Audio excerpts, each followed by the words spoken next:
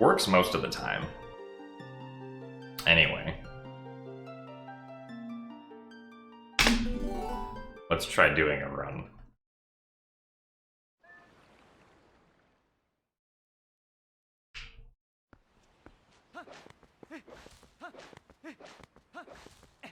So, the beginning of the run is actually different now, because part of the requirement for getting to Snow Peak normally is the fishing rod, and you can only get the fishing rod by doing the first few days of Orden.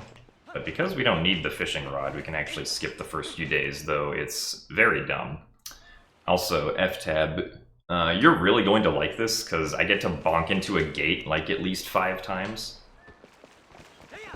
So I have to bring Epona over here, and then I have to place her very precisely against this gate, which I made a somewhat of a setup for.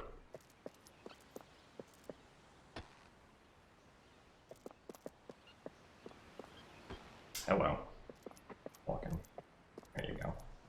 No, come on. Epona doesn't want to walk.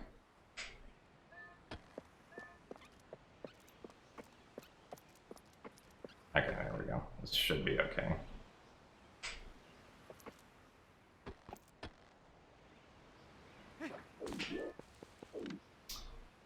This looks very strange, but I assure you it all has a purpose.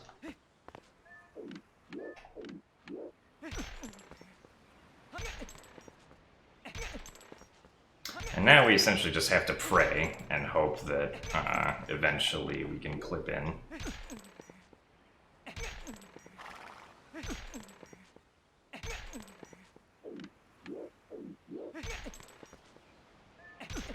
Alright.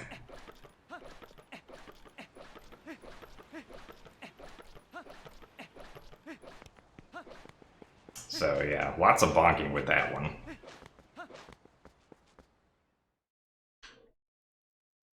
This should be used in all dungeons, I think. I don't know, I'm not knowledgeable about all dungeons for this game. I really just know any percent.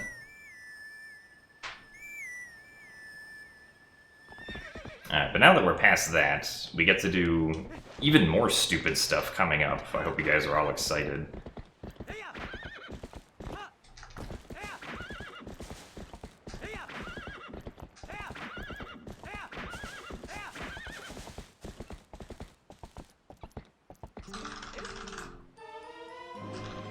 No, this doesn't... Well, this skips one section of goats. We still have to do goats, too.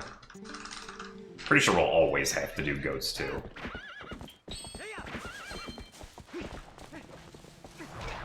Nice. Why did he put away the lantern?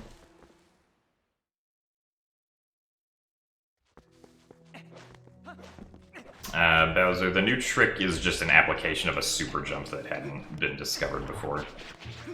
Or it was theorized about, but I guess no one really tried too hard until Eki managed to get it with tool assistance a few days ago. Nice block.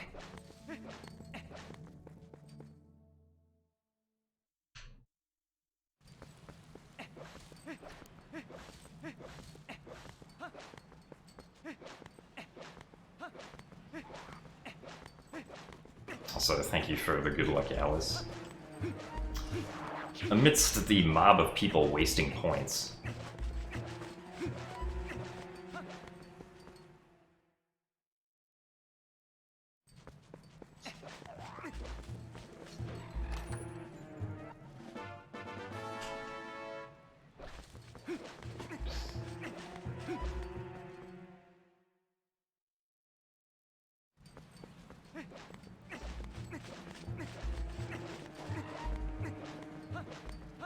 Yeah, so the next map, which we're going to go to, is the one right before the Forest Temple, and we have to save Talo and the monkey, who are currently being held in a cage. But I don't have a sword, so I can't break the cage, and nor can I kill those bokoblins by myself.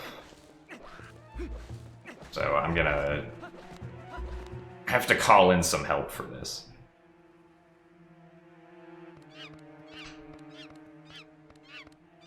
Yeah, we've known for a few days that it was possible to do this in HD, but I wasn't able to figure out a setup until very recently that was actually like RTA viable. So to break the cage, I'm going to lure our friends, the Bokoblins, over here, and they're going to help break the cage for us.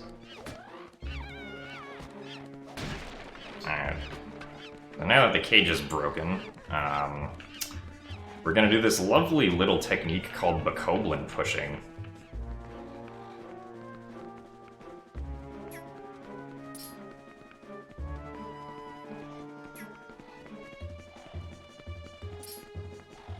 And we have to push this guy all the way over here to the shop where Trill the bird is waiting. Now, Trill doesn't like enemies, so if we can position the Bokoblin correctly within the shop, Trill's just going to attack the Bokoblin and kill it for us, which is very nice of him. Also, I need this yellow ruby.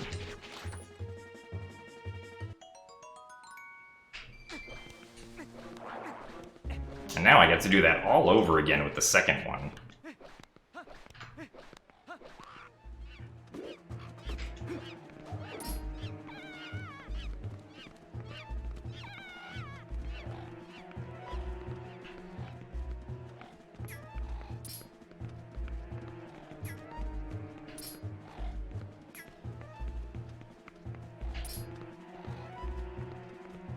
Also, thank you very much, The Man, for the 21 months of Twitch Prime.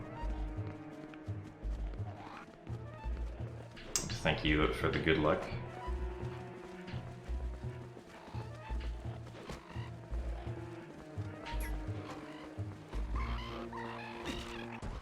Hooray!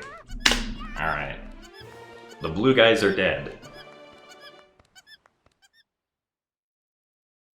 No, we don't need the reekfish scent because we can get to Snow Peak without the reekfish scent. It's what the new skip, or one of the things that the new skip skips.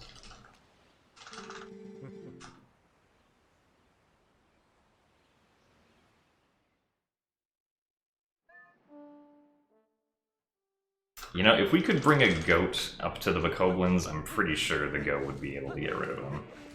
Unfortunately, we can't bring a goat all the way out there, as much as I would like to.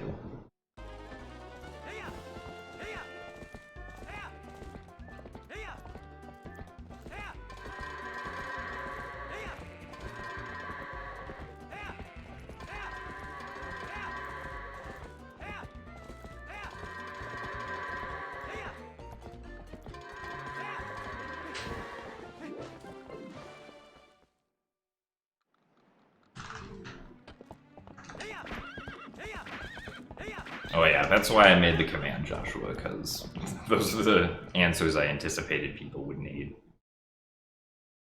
Also, thank you for the 20 bits, High Tiger. Alright, so I'm also gonna need the yellow rupees that are over here. Rupee route might change. Actually get around to timing to see what's the fastest.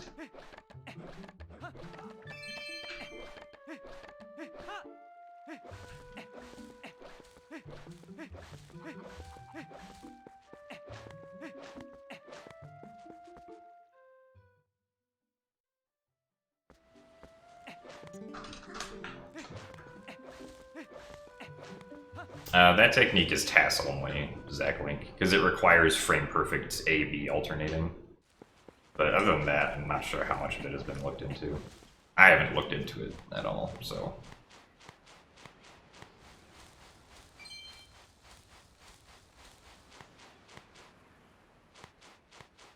Well, no, we could already skip Zora Armor. I don't think you'd need to get Zora Armor to get the earring. If I remember correctly. No, we're not going to be getting bombs at all, because the only reason we got bombs was to use them in Arbiter's Grounds, but the ball and chain can be used in Arbiter's Grounds to replace all of the bombs' uses.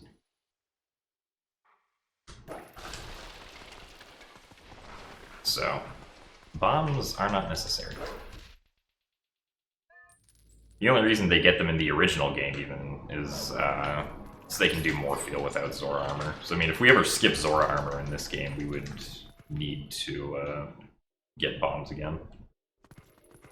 Although I kind of doubt that's going to happen without, like, somehow being able to do back in time. Or at the very least, early Master Sword.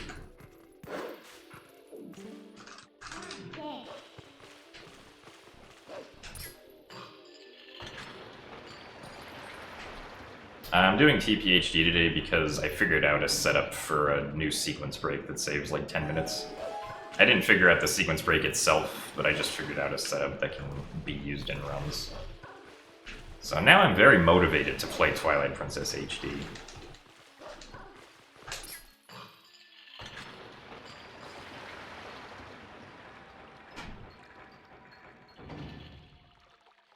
Well, Pillar Clip can still be done, at least with lowered water. Wicked Gligar. And, like, if you have Iron Boots.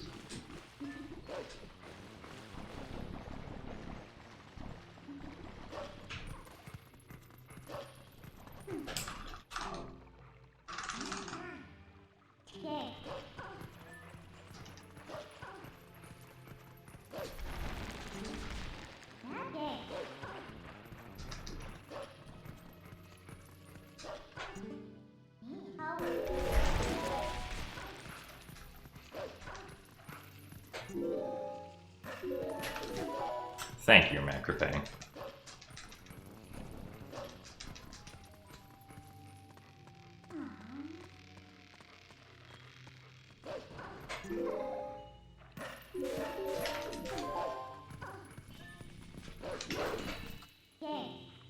Also, thank you very much for the 30 months, Rocky. You've been supporting me for a long time. Thank you very much. Also, thank you for the 7 months as well, Araxes. And thank you for the good luck, Miri-san.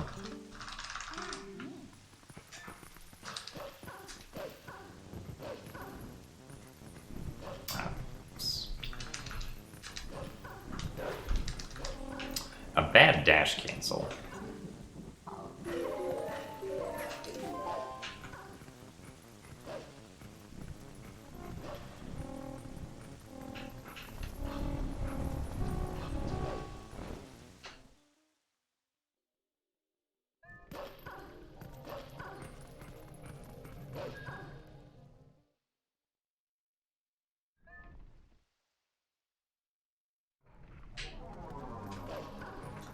After you get the Master Sword, there's no more Midna jumps. I mean, Midna jumps are usually only things that happen in the Twilight, I think. Are there any like, Twilight-intended Midna jumps? There probably are that I just can't think of.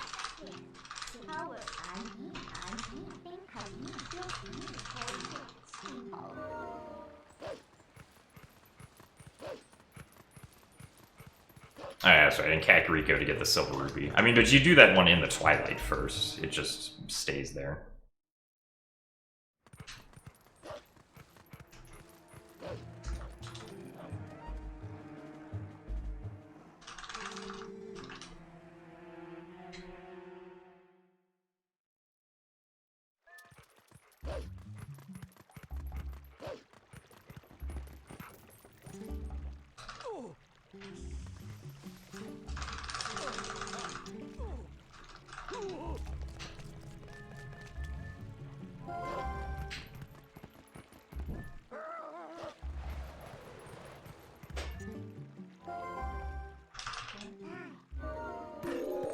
That was not very good quick text.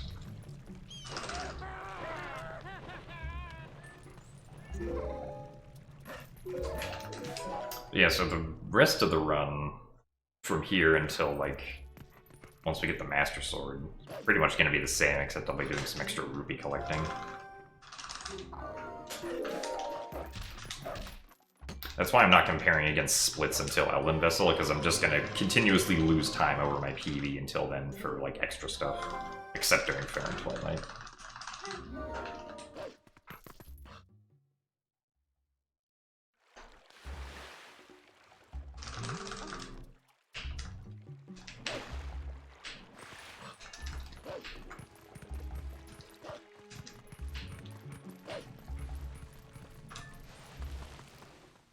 Yeah, rupee collection.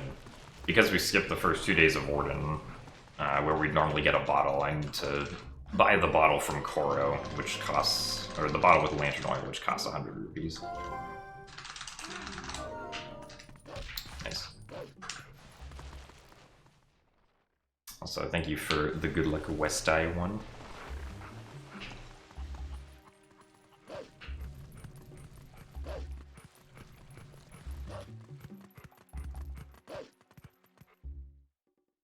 $18 already, man.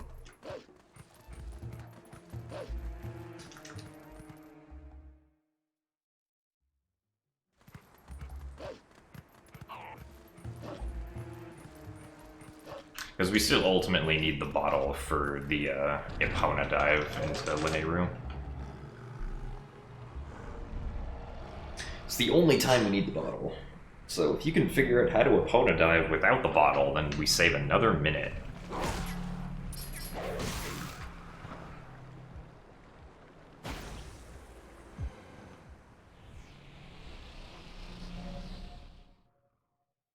Also, thank you for the good luck K Chewy.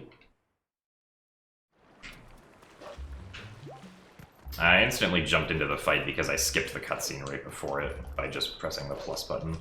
This game allows you to skip a lot of its like cutscenes, even if they're not like fade in, fade out cutscenes, like this one right here.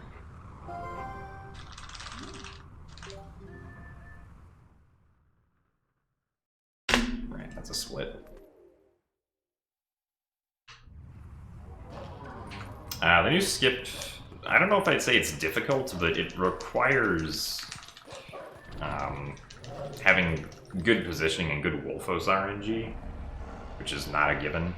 The hand placement during one part of the setup that I do is really awkward. I have like 3 fingers on the right side of the controller all doing different things.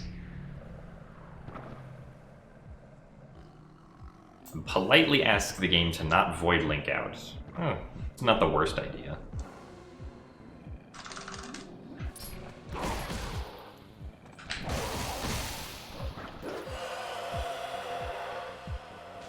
I've tried growing a 3rd arm and hand. Admittedly, no, I have not tried that, but I wasn't aware that was an option.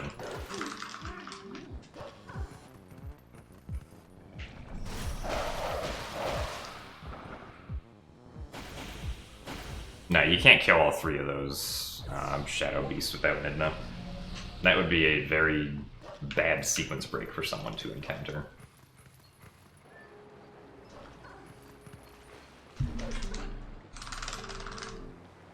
Activate map glitch during opponent dive. I'm actually curious if that would work or not. Like in SD.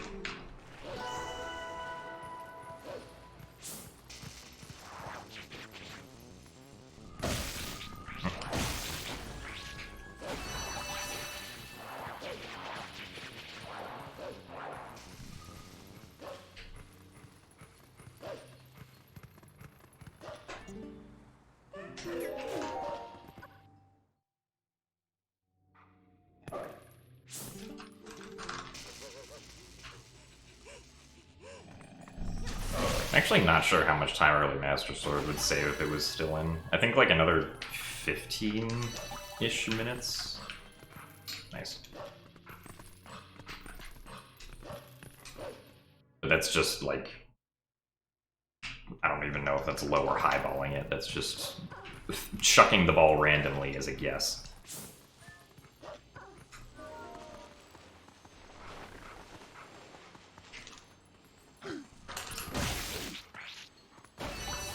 You would definitely have to do Sword and Shield skip then. Or you wouldn't have to, but it would be significantly faster to do so.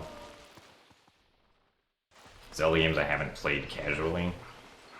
I haven't completed a bunch of them casually, but I think I've started all of them casually at some point.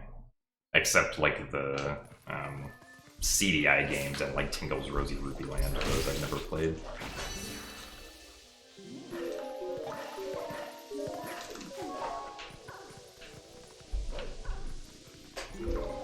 The whole HD speedrun confuses you.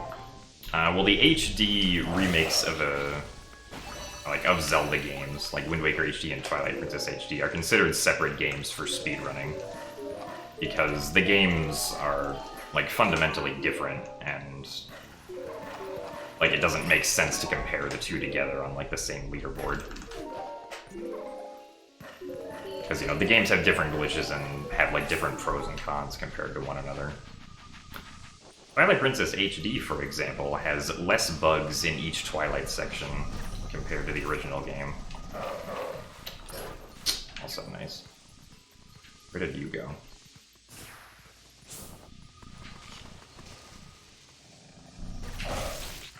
Well, these bugs were really bad. Because I accidentally dug too early.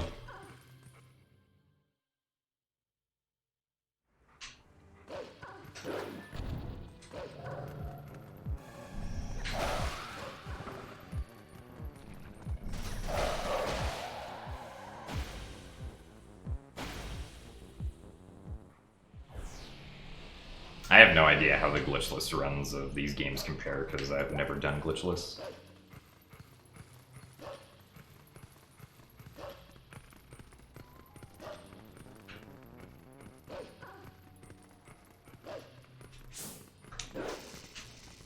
I would imagine Twilight Princess HD is faster by a little bit, at the very least.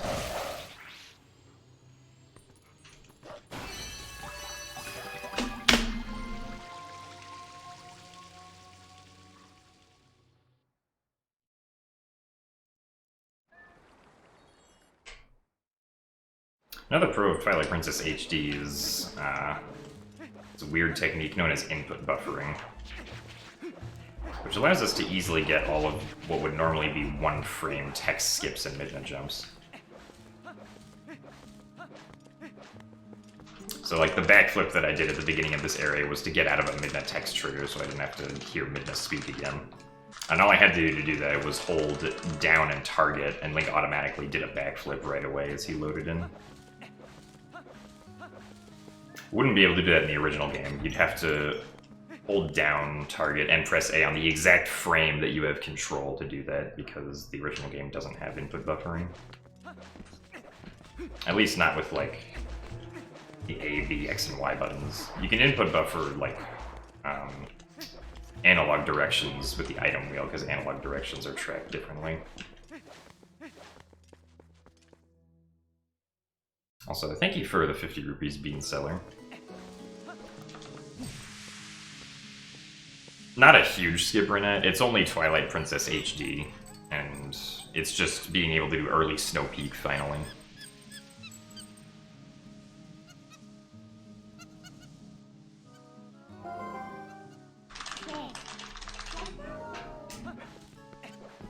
And yeah, you can also buffer in like L. Also, it's time for the monkey. Means even more RNG. I also need to get rupees.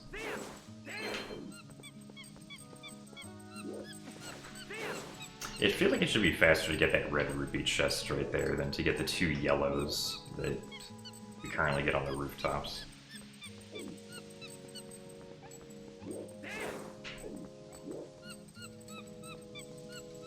Also, thank you very much for the 2 months making it nerdy. Where's the keys? Oh boy, a blue.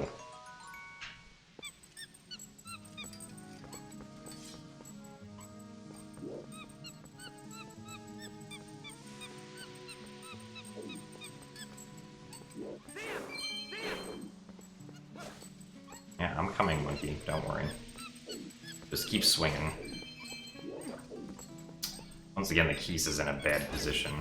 Oh, surprisingly, I actually was able to get it without the monkey getting scared. That's a first.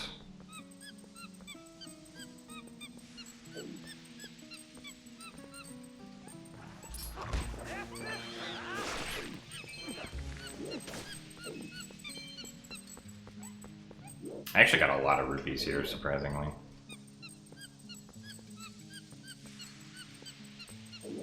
Monkey's giving me lots of swings, though.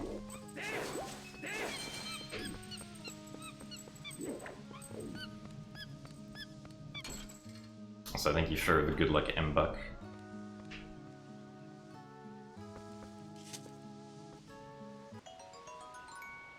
I don't think so, OX Link.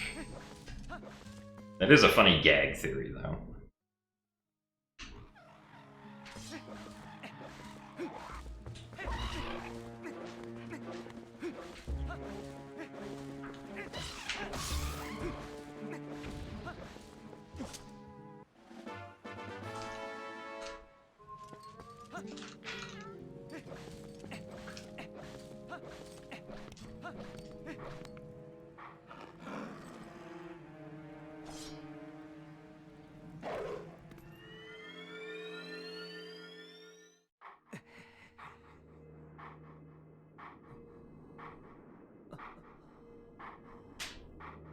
Imagine doing a speedrun, but you can't skip the cutscenes.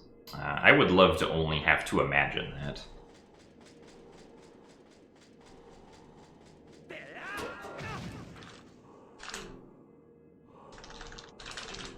If the run is good, Zaglink, I think should be like 4 minutes ahead of Boomerang. I've already lost like a bunch of time in this run due to like gate clip and the 2 ground bugs in the Twilight section. We also lose time because we don't have the slingshot anymore for the spiders in the first room, and we have to get extra rupees as we go through Forest Temple, which wastes a little more time. Also, thank you for the good luck, the Phoenix.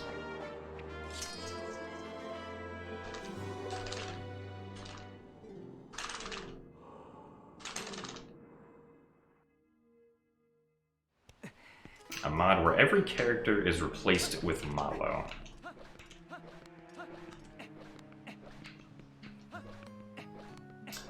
Well, I guess Malo would fit well as the villain for this game in some form.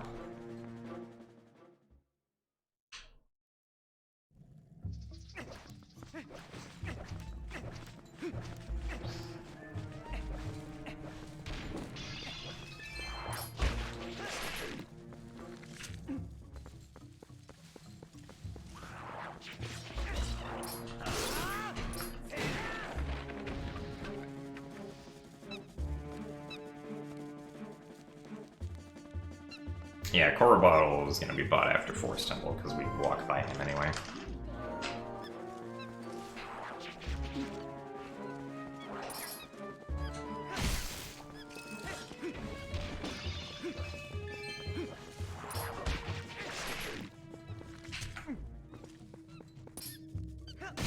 Oof, spider almost moved on me.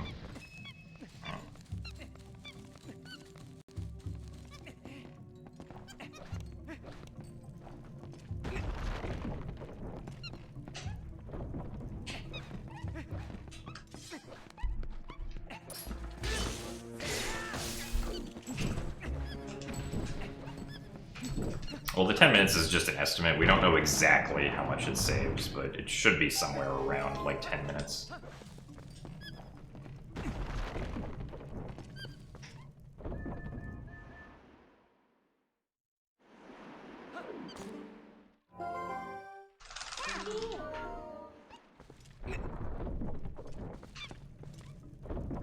Well, it might be world record time. Depends on if I can actually get Snow Peak early and don't screw up throughout the rest of the run.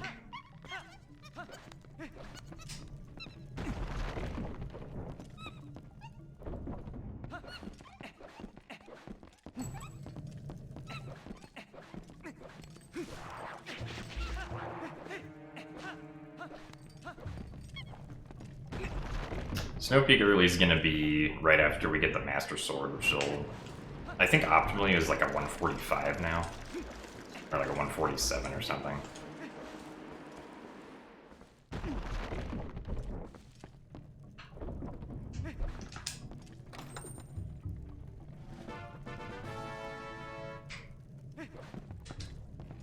I've been practicing this game like the past few days in the sense that like I was looking for a setup for early Snow Peak. And also messed around with Orden Gateclip a little bit and figured out a decent-ish setup that works sometimes.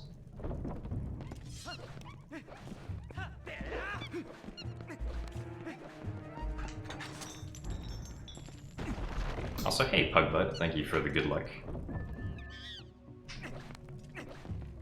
It's possible in the original, but it doesn't matter too much because the original can already do, or at least Snow Peak with a version exclusive glitch that it has.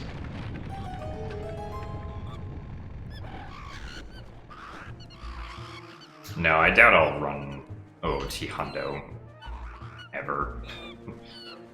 I already have enough things I want to run that aren't Tphd.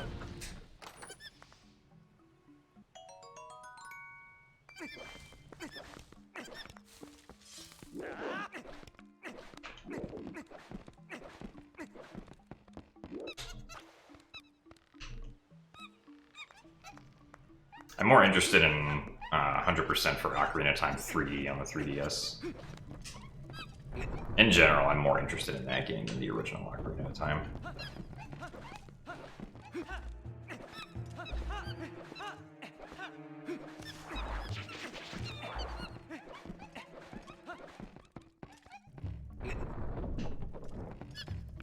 Yeah, Twilight Princess HD is its own leaderboard. There are, like, whenever a Zelda game gets remade, it always has a separate leaderboard because it's always different. Like, it's significantly different from the original game, usually. The only time it's, like, not on a different board is if it's literally just a port where everything is the exact same. Or everything is mostly the same.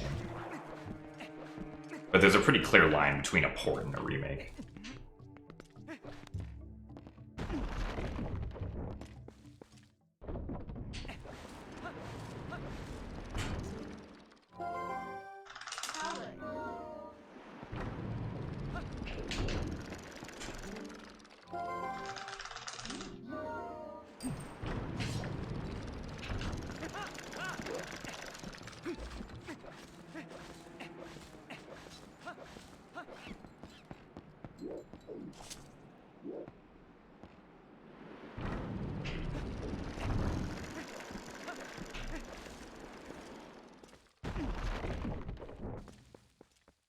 Well, Wii and GameCube share a leaderboard, because they're pretty much the same game for the most part.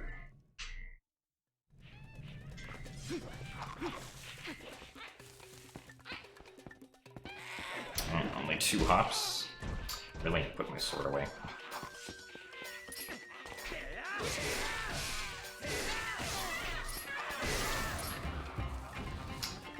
One, 2, 3, 4, 5, 6, 7, 9 total hops.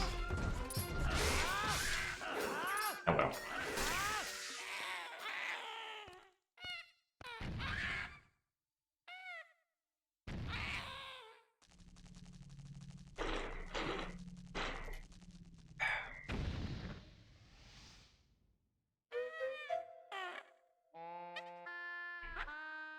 Oh, well, that's right. Like, Wii's in a separate tab, but it's not on an entirely separate leaderboard page like Tphd is.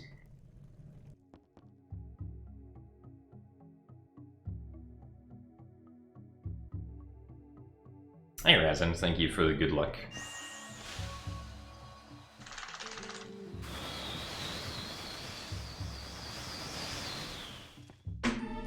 Yeah, so this can easily be like, well, not easily, but it could definitely be like a 32.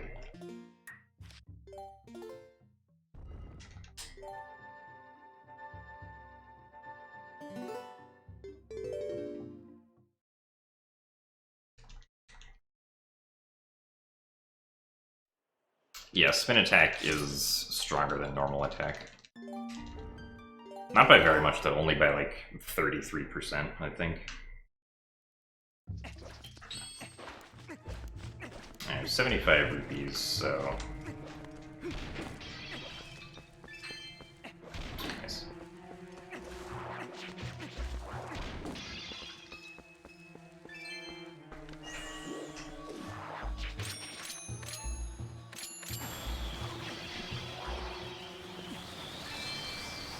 So this gets me to 100. So I don't need to get the other ones that I would have normally gotten.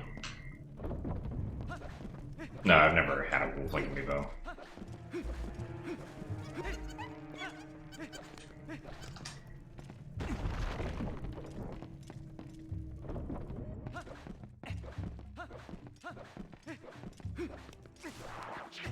Oops, wait a minute. Kind of gotta go get the boss key.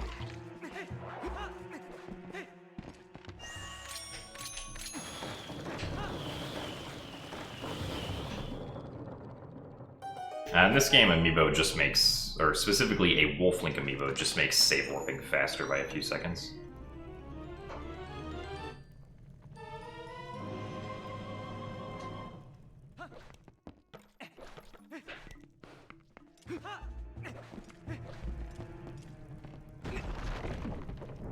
Like, over the course of the whole run, using a Wolf Link amiibo saves like 15 seconds, I think. So it's worth something, but it's not enough for me to, like, seriously consider right now. Because there's a different 10-minute time save that we have. Which is something that I can do.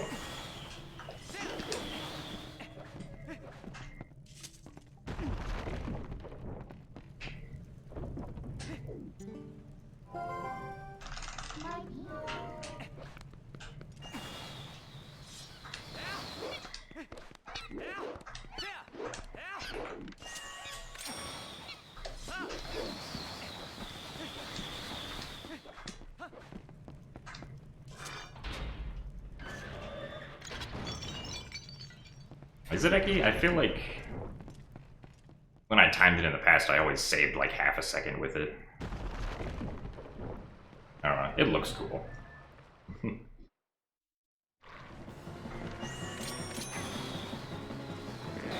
Alright, now let's see if we lose 40 seconds or not.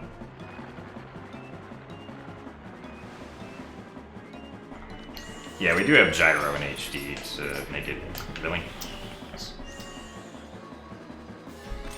Good bomblings. Hello? What is going on here?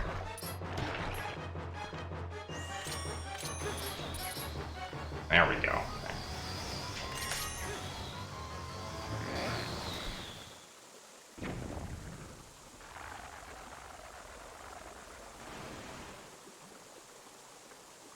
I would still say that GameCube is definitely harder than HD, but HD's not, like, extremely easy anymore. Also, these bombling positions are very sketch, but it should be okay if they back up.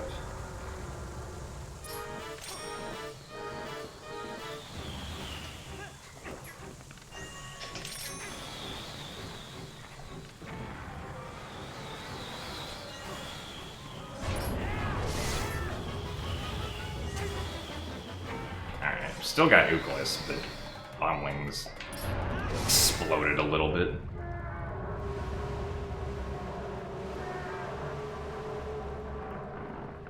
I mean, this is specifically Twilight Princess HD getting something. It's not the original game getting anything notable.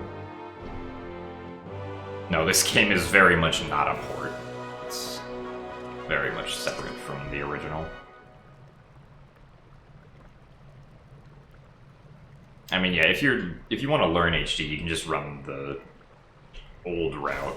By old, I mean like a few days old, not being used anymore.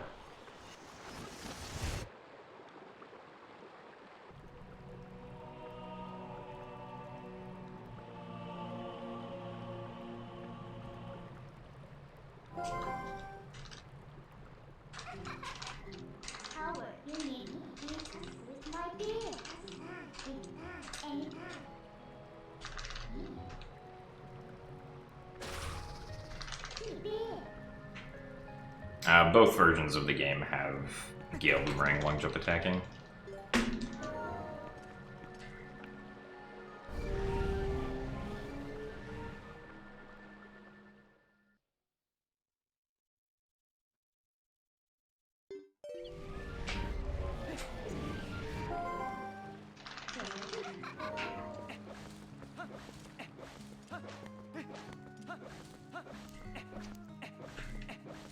I mean, yeah, even Wii technically has it, but your sword lock breaks, or your target lock breaks when you pull out your sword on Wii.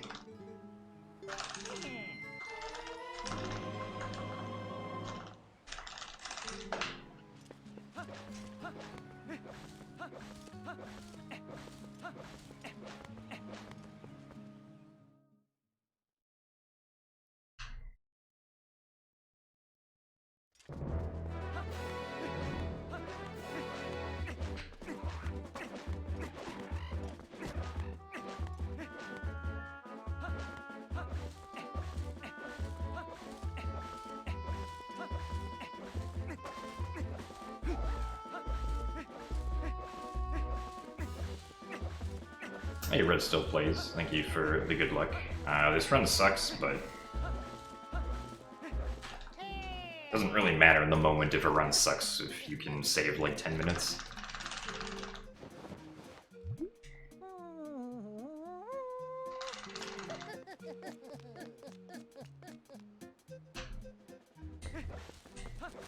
If I played this segment well, I should be like 2.5 minutes ahead at Elven Vessel.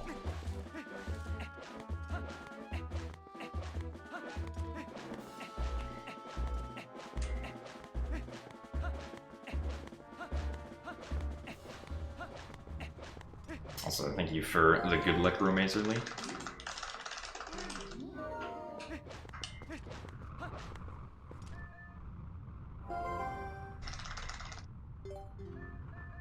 I think you're thinking of the purple rupee, Zach? Or excuse me, the orange rupee.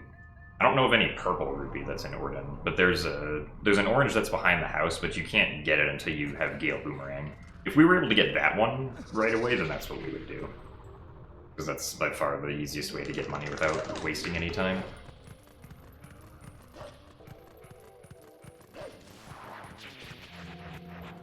That was really early.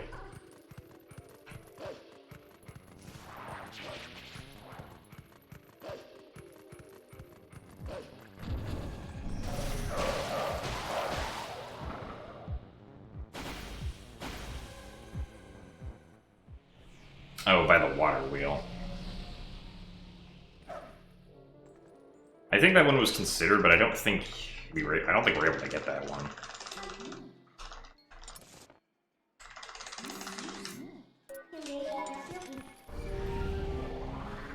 Because, like, we were considering the purple rupee that's in Link's house, but that one's way too slow to get. It takes, like, 50 seconds to get that one.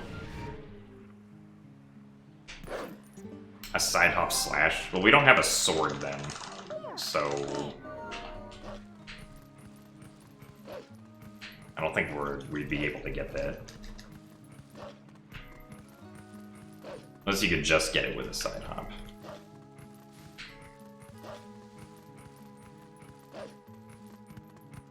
Yeah, I wasn't aware of that, so if we are able to get that one quickly, then that would definitely be the faster option.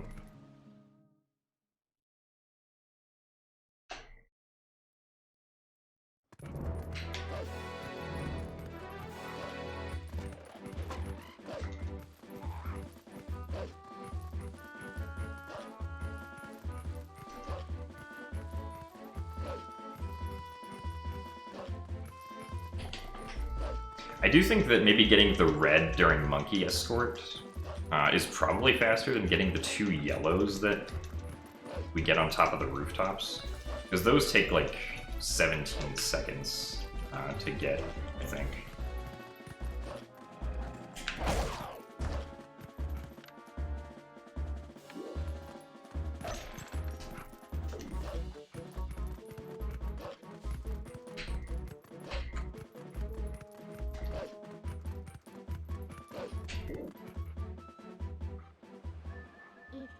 But I feel like the red in the mist while the monkey's going shouldn't take that long.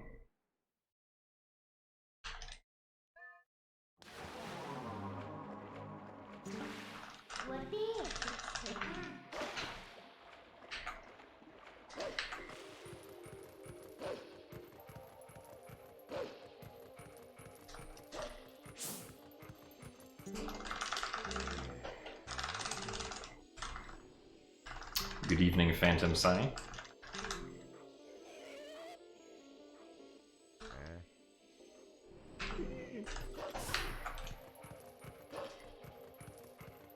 Thank you for the good luck, Pounce the Tiger.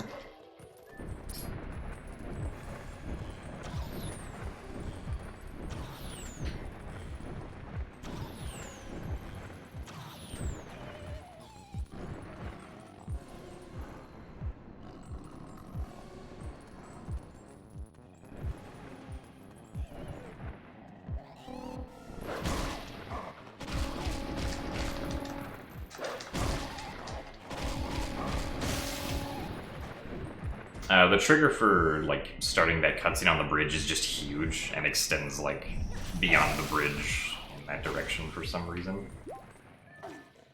I think so. But I think there'll be an easier setup for... I assume you mean for early Snow Peak. I have no idea. It would likely depend more so on if we can successfully manipulate the wolf host to always spawn at a consistent angle and for us to always be in an extremely consistent position. Is probably what it's going to come down to.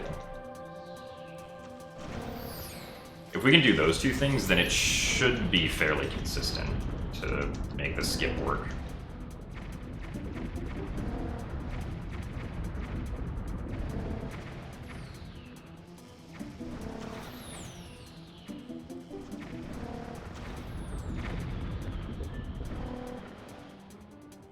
Because right now, one of the problems is the fact that you really can't tell what your exact position is because there's like no cue on the ground anywhere because the snow is so pale. And like there's no like spots in the texture that you can look at or anything. You just kind of have to eyeball it.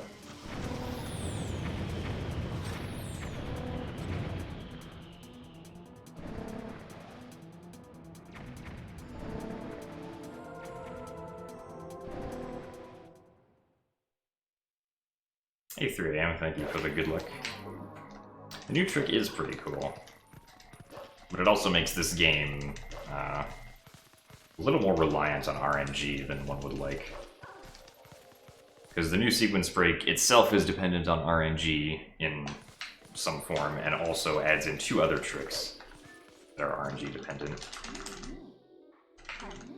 I guess Bokoblins isn't too RNG dependent, but still a little bit. And then of course gate clip is like all RNG. As long as like your positioning and angle are correct.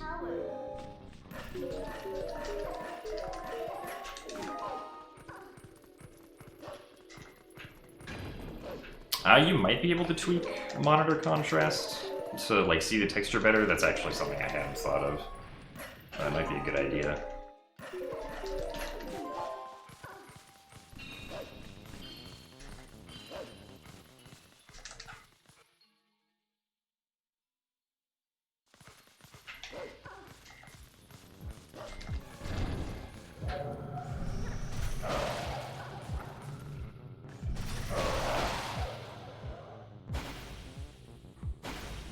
Longest midnight jump chain? Probably the one in the mist area, Baron.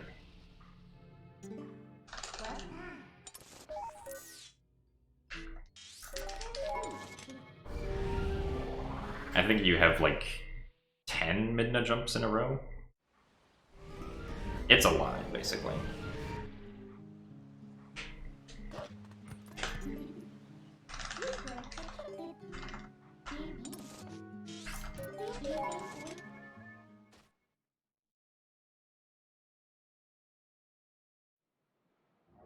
Just the brightness so the logo on the left is barely visible. Exactly. Oh no, this is nowhere close to as bad as Fairy Hover is. If something is as bad as Fairy Hover, I would be very vocal about it being as bad as Fairy Hover.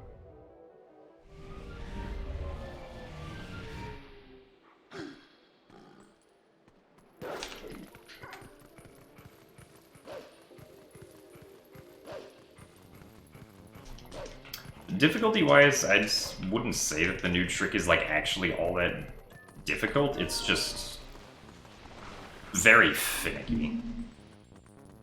Also, thank you very much, Xandervolk, for the 7 months of Twitch Prime.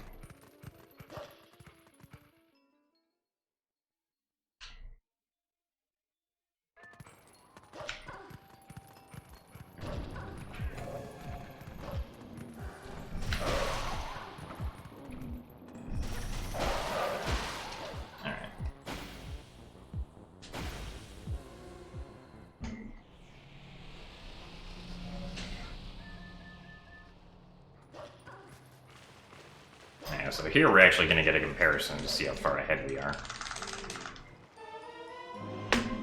Hooray!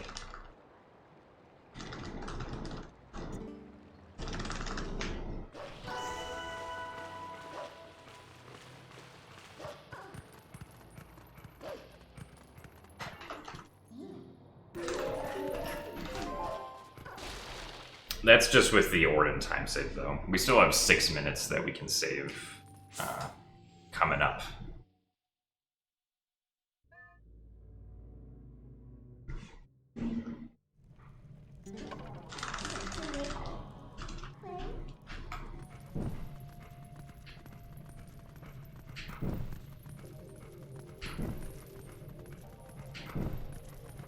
Or at the very least, like 6 minutes.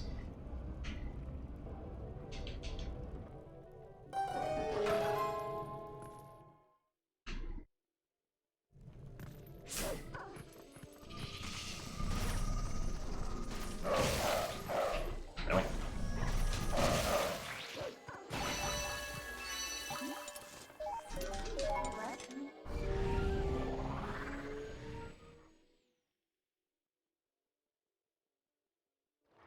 Oh yeah, the hovering Puppet Ganon skip is faster for both SD and HD any percent.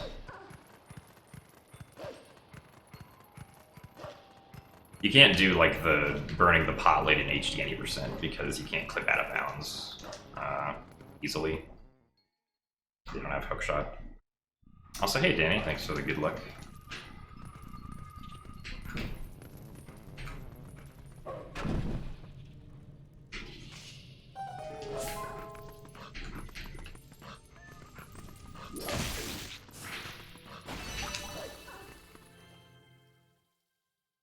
Thank you for the good luck upside down bit magic. That's quite a name.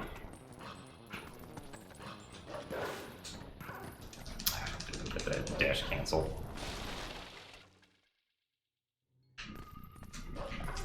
Is 2020 the year of TP? Well, it is the year of a moderate time save for Twilight Princess HD. Not for the original game, though.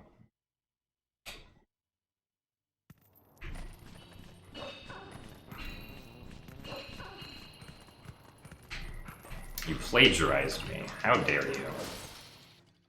I can't believe a Twitch name plagiarized me.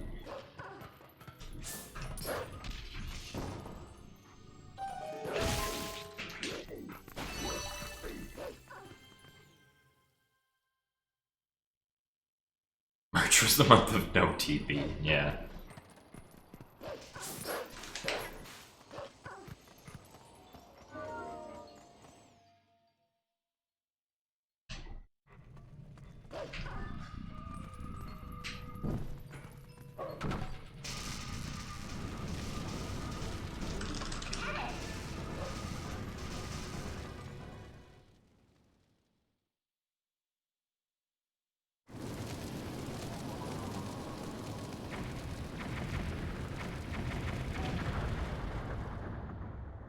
Yeah, reverse bit magic was discovered about 1 year ago. Its 1 year anniversary is coming up in like a week.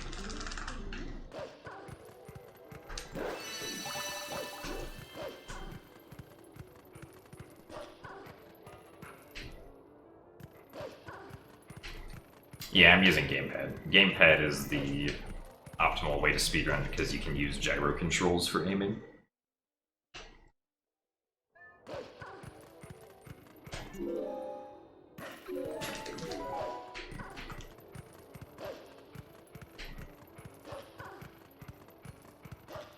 Also, thank you very much, Seafoam, for the 7 months of Twitch Prime. Thank you, thank you. If only we had a way to skip Palace. Indeed. Wow. I do find Palace to be like the most boring dungeon of the run, personally. Every other dungeon has like cool stuff that you get to do, but Palace is just kind of like, eh.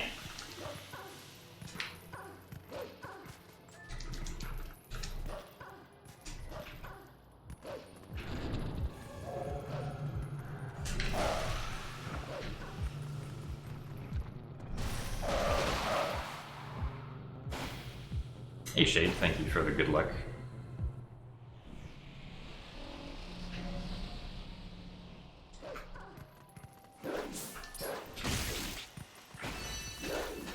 Should be able to make it.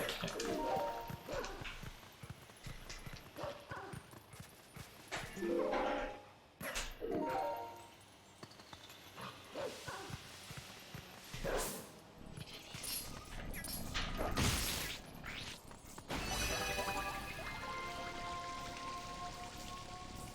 No, you can't skip Forest Temple in Twilight Princess HD.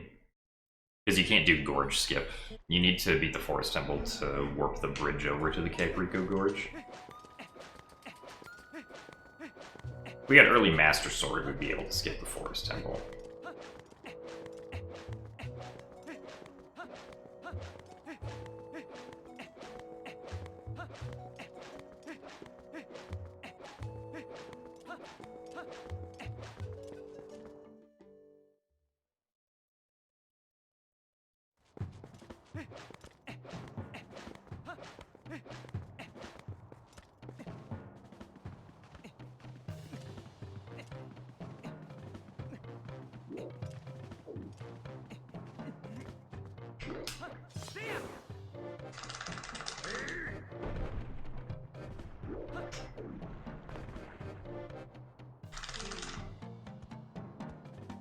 No, there's still goats. We only skipped the first iteration of 10 goats. We'll pretty much always have to do the second goats, which is 20.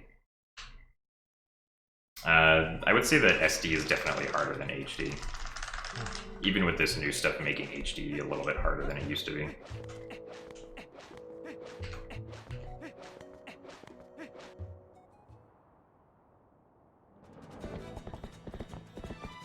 Why didn't I face him like a man? Well, see, actually facing the Goron is pretty slow.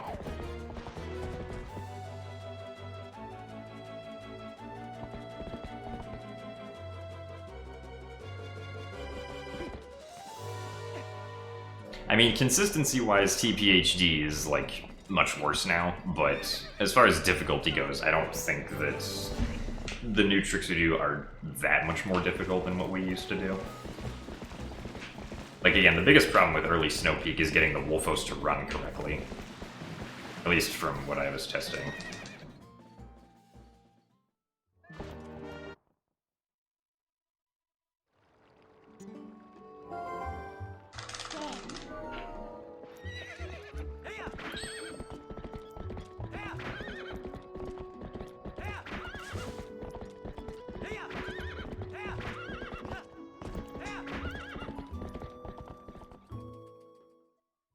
Hello, Toasty Duck. This run's not very good, but because of new stuff that saves time, I am still ahead.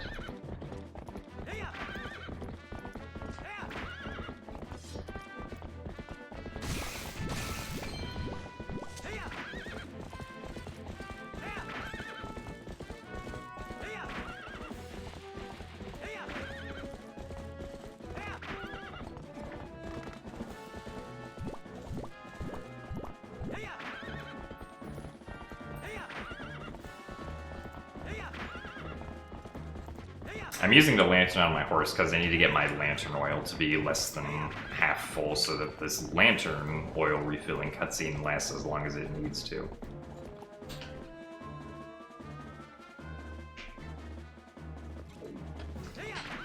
So that I can do the opponent dive.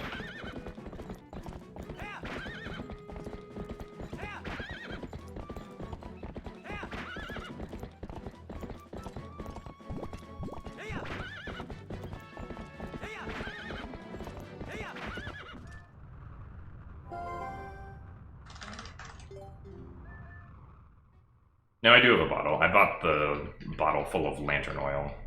But yeah, we don't have any milk, because that's what you usually get after you get the sunshot.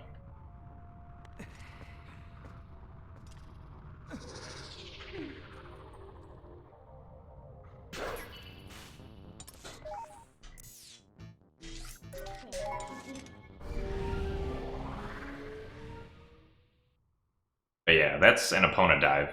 That's how we skip Goron Mines. Or at least how we skip the Goron Mines boss. Otherwise we'd have to go get bomb arrows. Or not bomb arrows, but bombs. And in the process get the bow.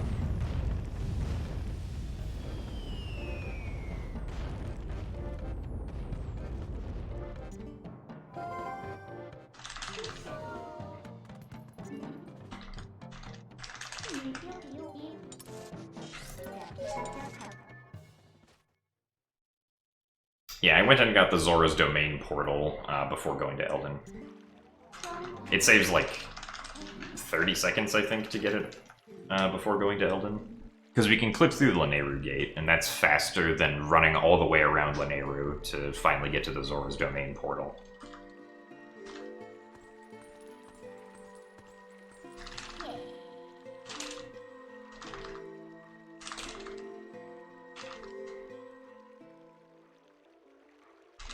Does the skip imply noticeable changes in the route? Only in the beginning and where the skip actually takes place. Otherwise, it's mostly the same.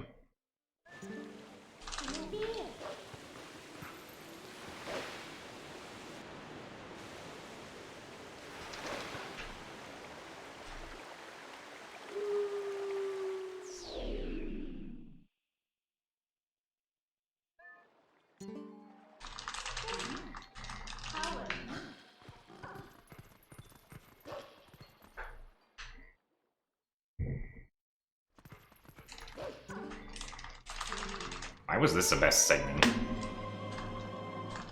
Alright.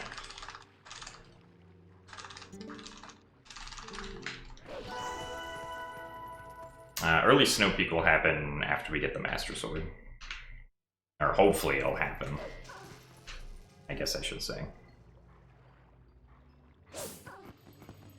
No, it does not skip goats. It skips half of goats. It skips the first time you normally have to do goats. You still have to do the second time, though. Hey, Wacer, thank you very much for the good luck. And I was gonna have to work on Heart Piece, yeah. Gotta first go to Wind Waker.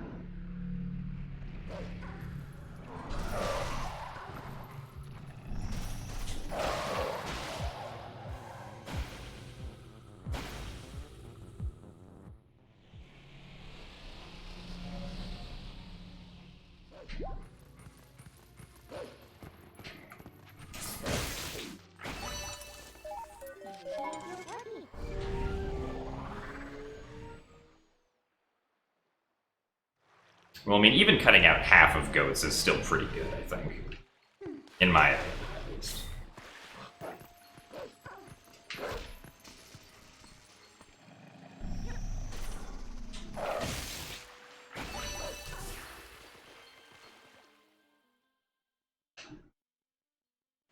Thank you for the good luck, Dr. Hell.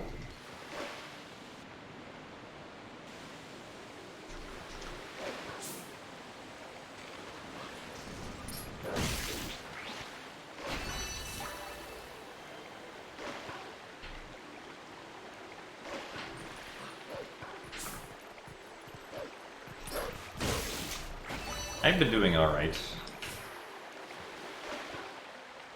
Speedrunning Zelda games, as always. Tphd, I think you've just really missed keeping track of lots of bonks that this game tends to have.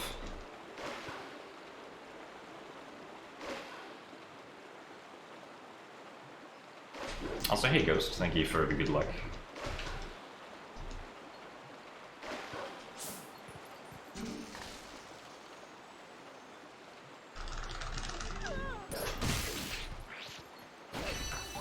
I'm also gonna have to get the red rupee above fire, because I'm gonna need to fly up to Tphd.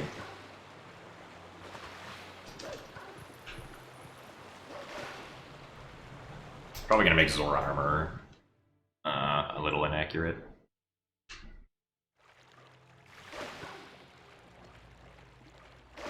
Yeah, this run did the gate skip at the beginning and then push the Bokoblins to get defeated by Trill.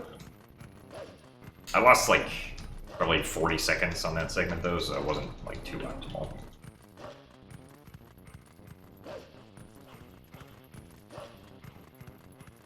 Wish lists for skips that I want in this game. I mean, I think being able to skip some portion of the Palace of Twilight would be good, or being able to skip it entirely. Skipping it entirely would also skip having to go to Snow Peak, which would be nice.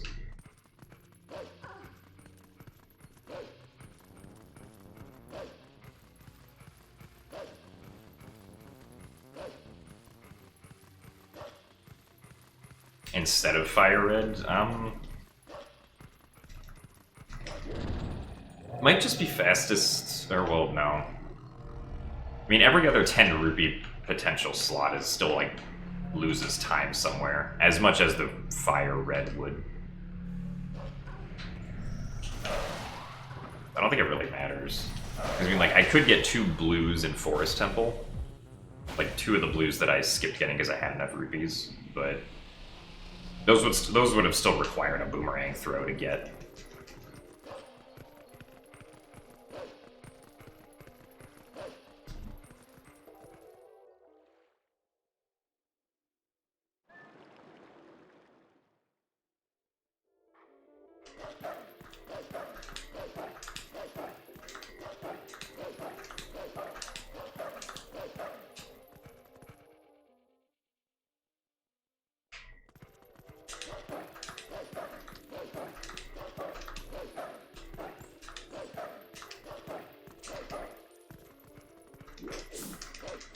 I also still need to figure out how to manipulate this guy, because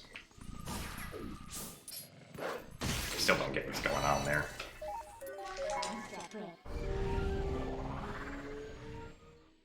Hey, Mini, thank you for the good luck. How does the Trill cutscene activate by just defeating the Bokoblins? Well, Trill is the bird that kills the Bokoblins for us, because we don't have a weapon. We have to push the Bokoblins all the way over to Trill. Trill just, I think, hates enemies and is programmed to attack them if they, like, come into his shop. Or something. Or, like, he'll attack Link if he thinks that Link stole something as well, I think. Or for my floating bed. I don't know if my bed's floating, but I don't know, maybe it is. I haven't checked in a while. Perhaps the supports just went away.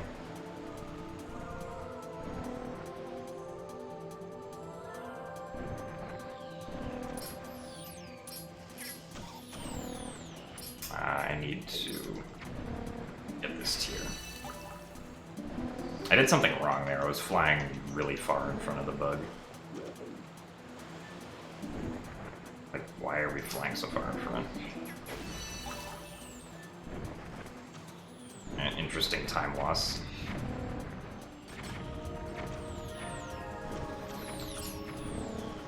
Okay.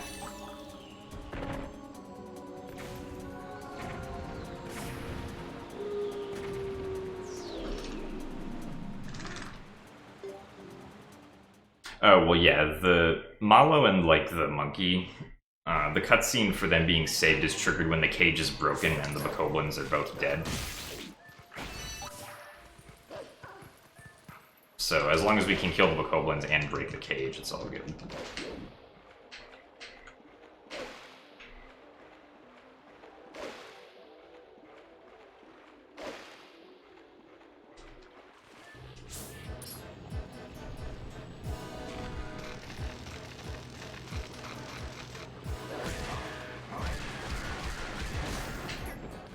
Oh, is that for the,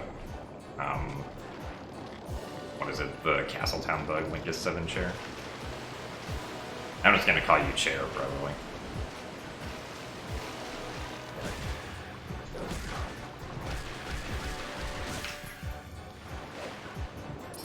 Yeah, we get the Bokoblins to attack us, and with their attacks, they can break the cage. It's pretty neat. It's a really bad positioning for the bug.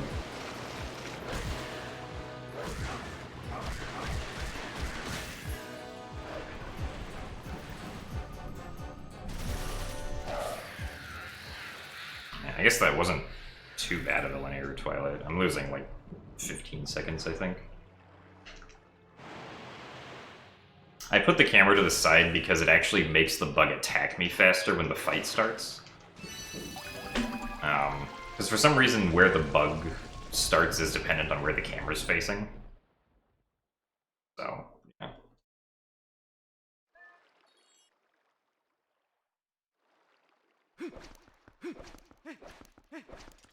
Because if I just keep the camera like behind Link, then the bug takes this really weird path across like the arena, I guess you could call it, and attacks slower.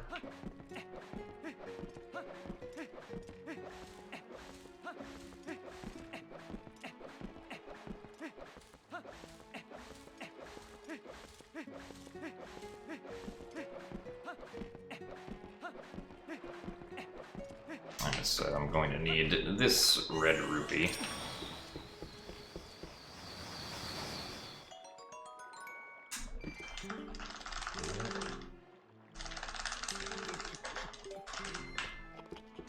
I mean, I need to get lots of money later anyway, so... Oh, oops, for some reason I was expecting the desert cutscene. We're not quite there yet, though.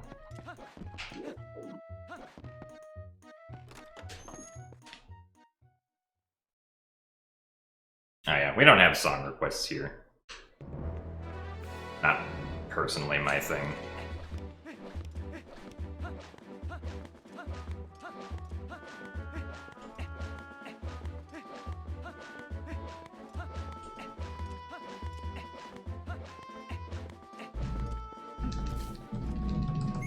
No, red is 20, but I spent 10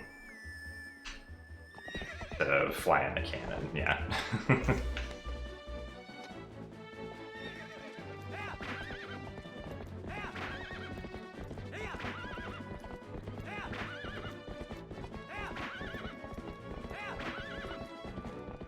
You're not crazy, don't worry. Also, hey, Cried, thank you for the good luck.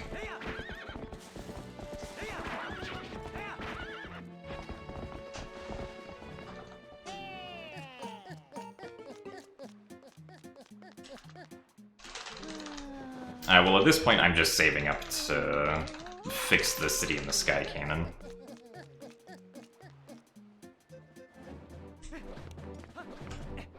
But then obviously I have to pay to fly in the cannon that I just took the trip in, and I have to get the bottle from Koro for 100 rupees. So in total we collect at least 410 rupees in this run. Nice. Gotta know that you can play fetch with the dogs in this game.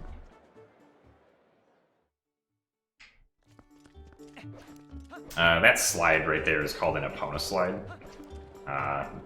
Something you can do if you need to take Epona, or like if you're riding Epona and you need to go somewhere she can't go, you can get a slide out of her to save like a few seconds. I didn't skip the mailman on purpose. I'm gonna skip him at the end of the game though, when his trigger is on that bridge, but there's some reason that it's not faster to skip him right there. I don't exactly remember what it is.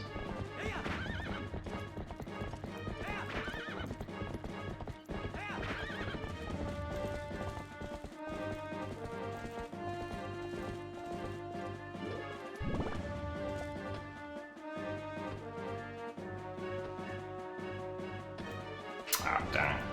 I went forward too far.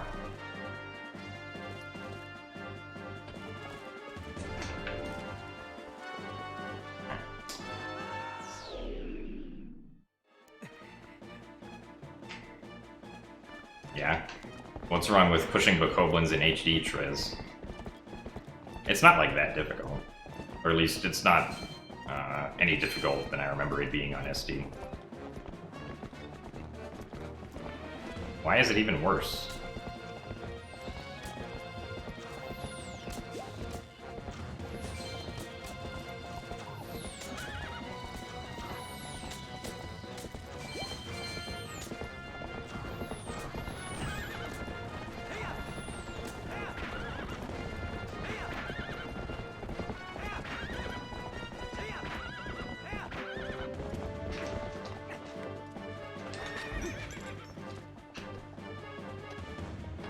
So hey Bob, thank you for the good luck.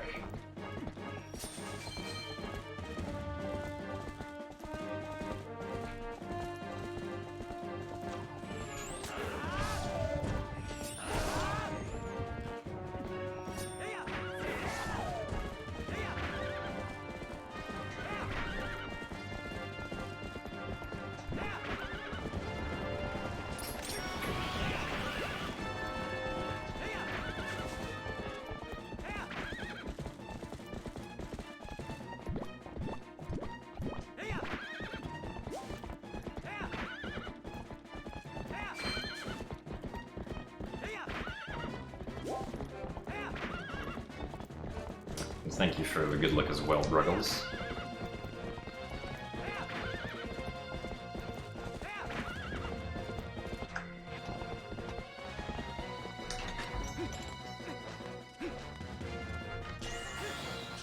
is this gonna work? Gate clip wasn't... I think I lost like 30 seconds to it. I have like a setup for it that's decent-ish. Like with the setup, I should be able to get like under 145 like every 4 or 5 runs at least.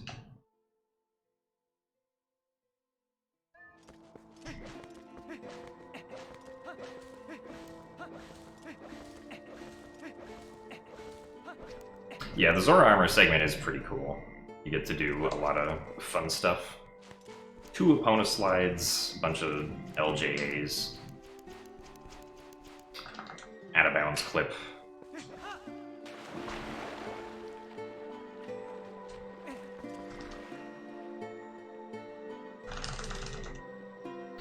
Here I'm losing time because I was sloppy setting up the clip though. I lost like 17 seconds to that.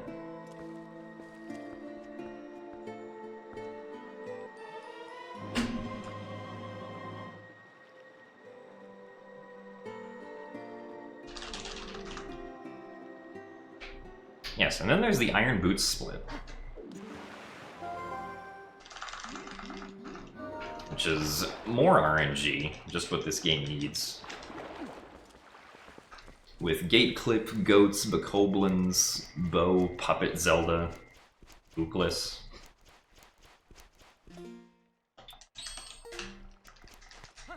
There's enough RNG for everyone to share. And I guess now early Snow Peak.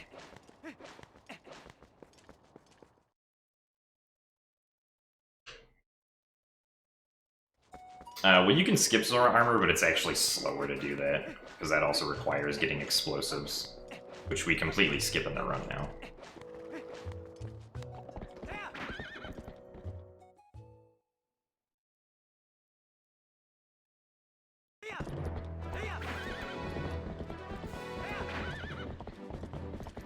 Oh yeah, you can also super swim everywhere, but that's not human viable as far as we know.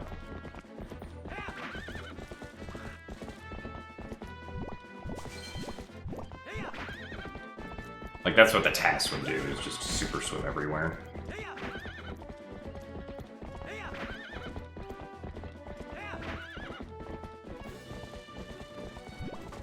Hey, Trash Zora, thank you for the good luck. I mean, super swimming in this game, I don't think is as, quote, forgiving as it is in SD. Like, I think you lose speed a lot quicker when super swimming in this game, like if you go neutral or something.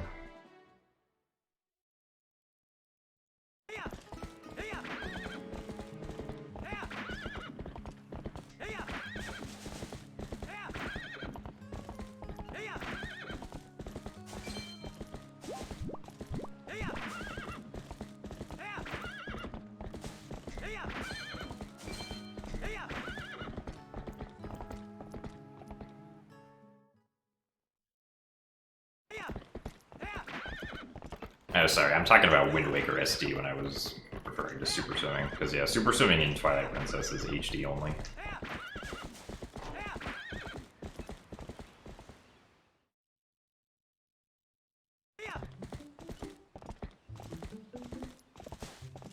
Yeah, these horse controls are bad, but you can learn to work with them.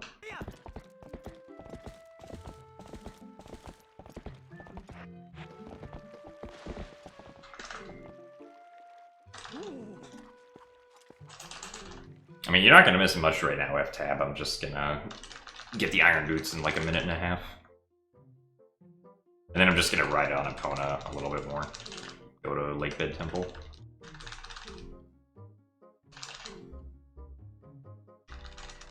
Also, hey Danny, thank you for the good luck.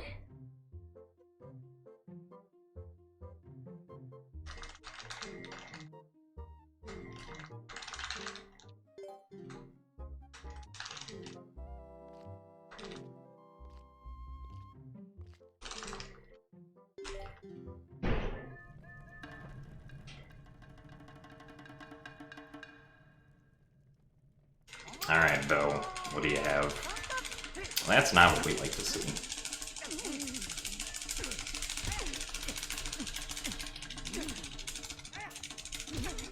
No, bow. Just do nothing.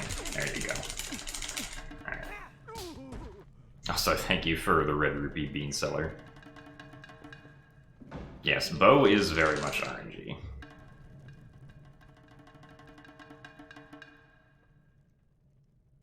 Well, the bathroom in this dorm is actually pretty nice. This dorm is, like, very modern. It was only recently completed in, like, I think early 2019. Also, come on, Bo. Bo, you're better than this. Alright. Ah, well. Lost quite a bit of time to Bo, unfortunately. The weird thing on Link's chin is actually a part of the Zora armor. Because the game doesn't expect you to have Zora armor here, so it doesn't change that, like, particular texture on his chin. Because normally that texture is what it's supposed to be during the bow fight. So, yeah. Because obviously they have to change Link to be shirtless, but they don't change that specific texture on his chin. Because they assume that it's already correct from having the regular organ clothes. Or the hero's clothes. Not the organ clothes.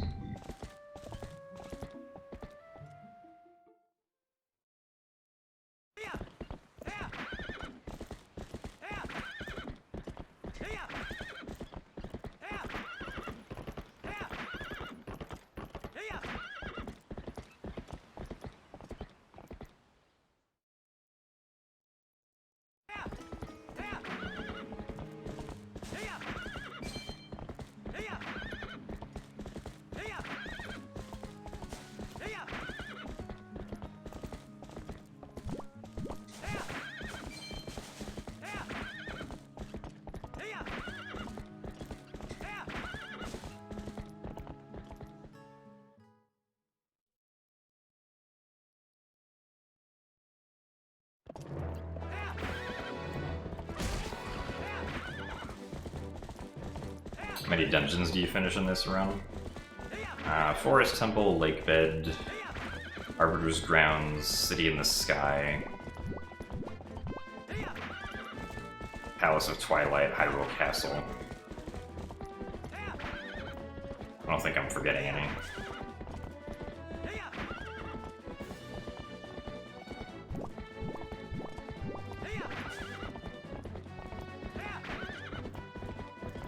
So what is that, 6? It's hard to count while you're trying to maneuver a horse.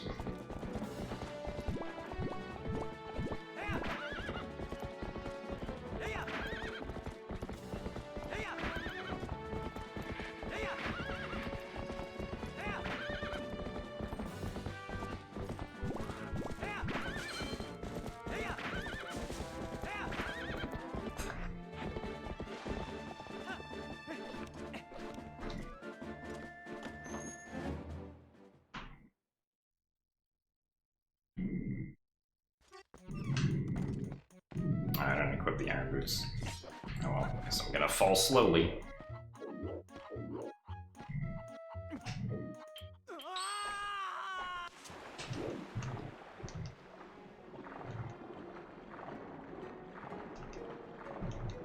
The iron boots are absolutely required for the first phase of Morpheal. You can't claw shot or damage the, or you can't specifically damage the eye unless you're grounded and like swinging your sword.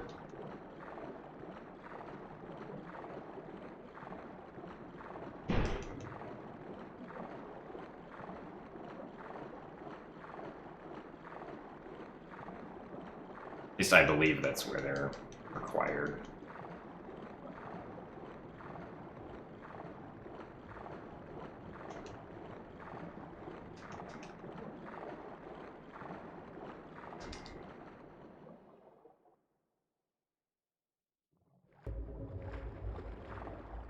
You can technically perform Sword and Shield Skip in HD, but then you won't be able to beat Ook when you get to him in Forest Temple because you won't have a weapon.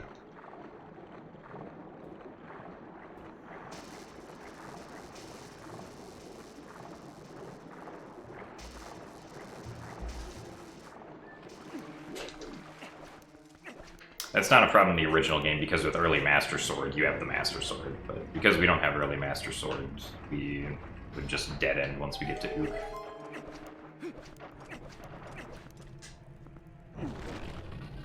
Ask for Oop's help to defeat him like Diababa. That's a good idea.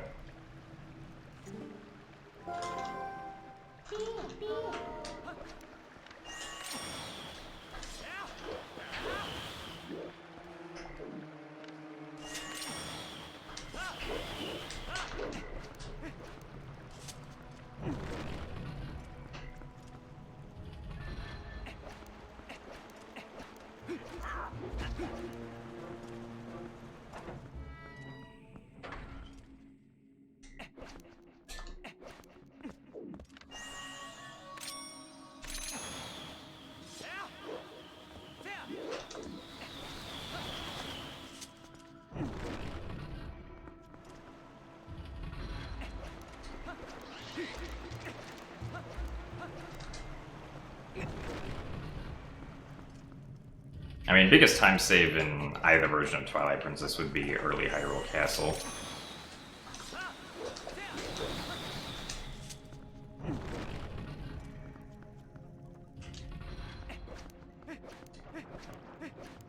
Unless you find a way to, like, wrong warp to the credits or something.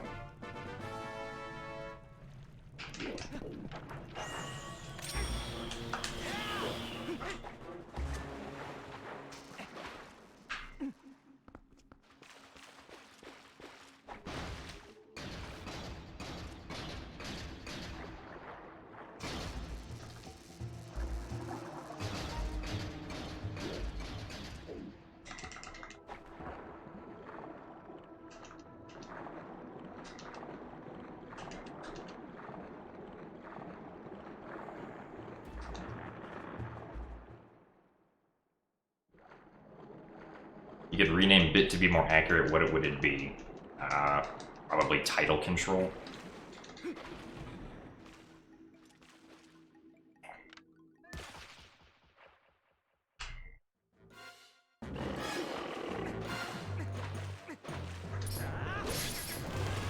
You can skip the spinner and claw shot requirements in Hyrule Castle with some damage boost LJAs. At least on like GameCube and Wii U, not on Wii, obviously.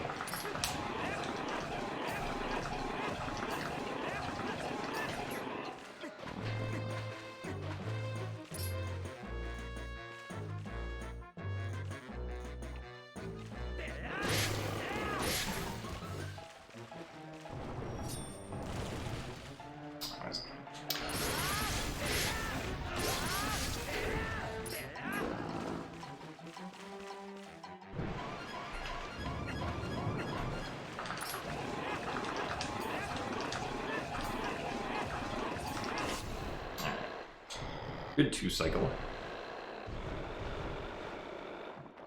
I mean, it would still save time, even if you couldn't do the LJAs, because you could still, like, skip Palace of Twilight and whatnot. Is this also a best?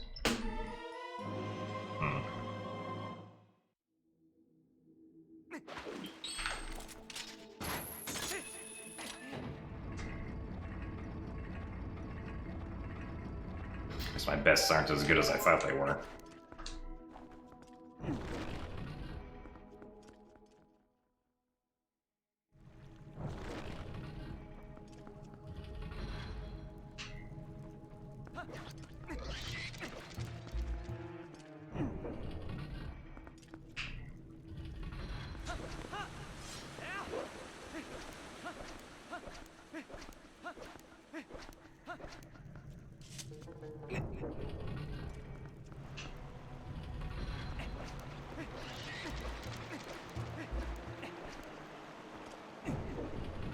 Holding down a button to do a frame perfect input. It is quite the idea, Mr. Alberto.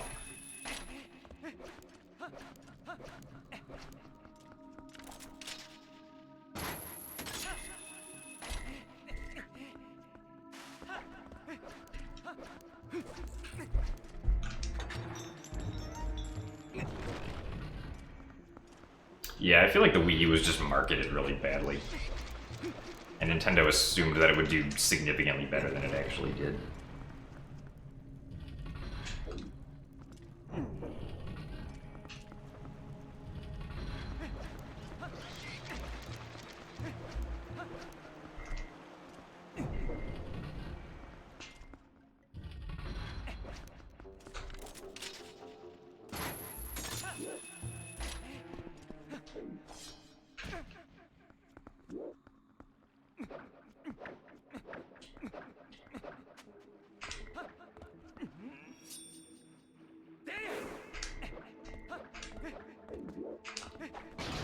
Yes.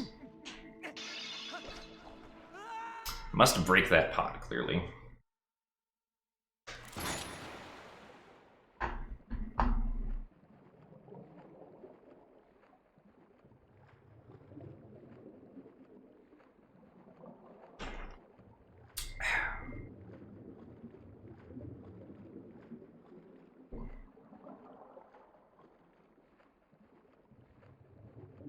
Yeah, the reason I went to that one room and then just turned around is because I needed to load an object in that room.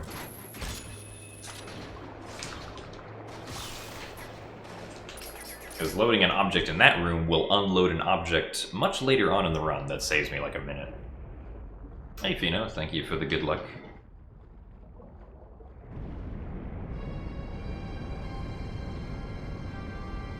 No, that wasn't a new setup. That setup's been like used for ages. At least as far as I know.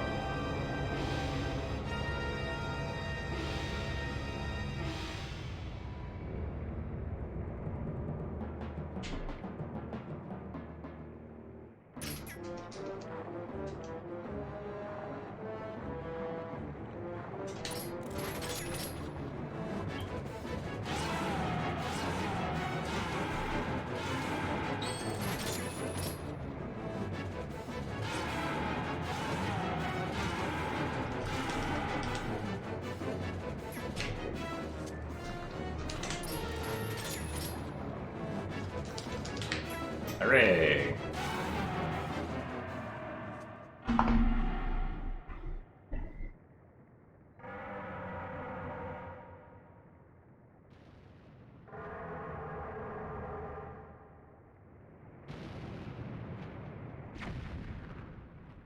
Yeah, it was a good zero bomb Morpheal. I did it, guys.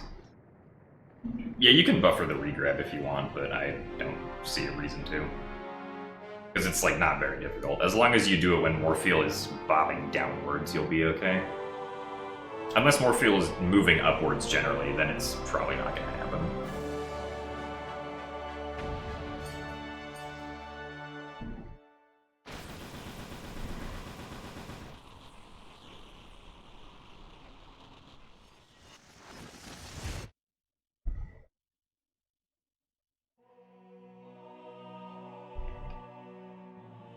Big waste points. Thank you very much for saving up your points just to waste them. I don't remember if we get this heart container normally or not, but I'm gonna get it now just so I have extra health for Snow Peak.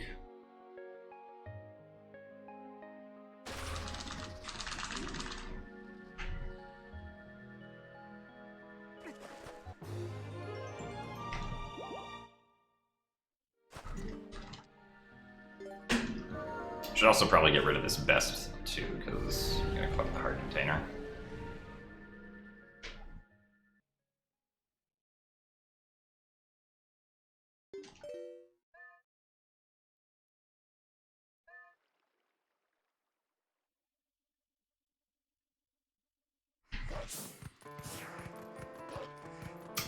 Accidental senses.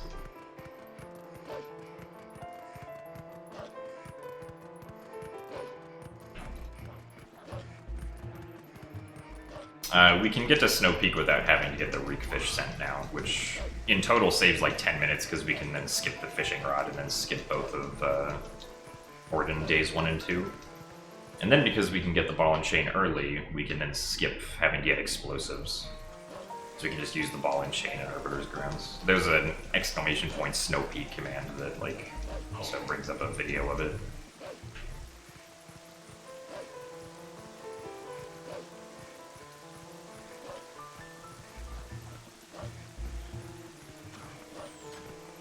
Well, no, I'm doing 5 hearts, Zach Link.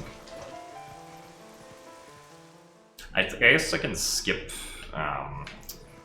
City in the Sky, but get Arbiters.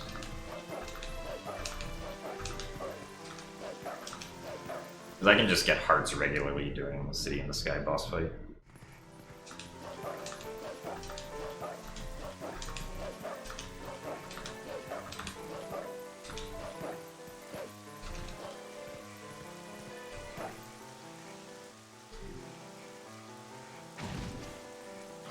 Well, no, I haven't saved all of the time yet from doing early Snow Peak. We're not going to see that until I get to double claw shots, probably.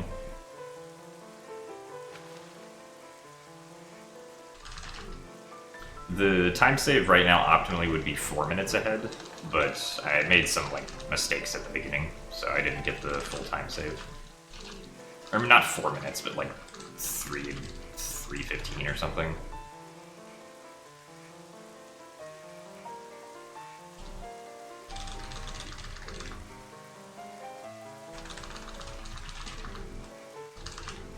Yeah, it is definitely disorienting when you have to, like, see something in the opposite orientation, Danny. That's usually how I feel when I look at OT 3D Master Quest. It's like, everything is not correct. Nice.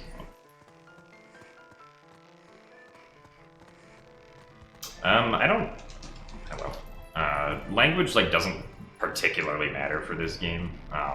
It would have to be retimed, though, because, like, we don't go through as much text now.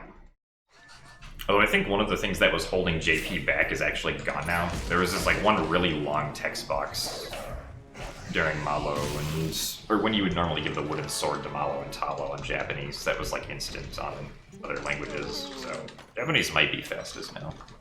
But not by very much.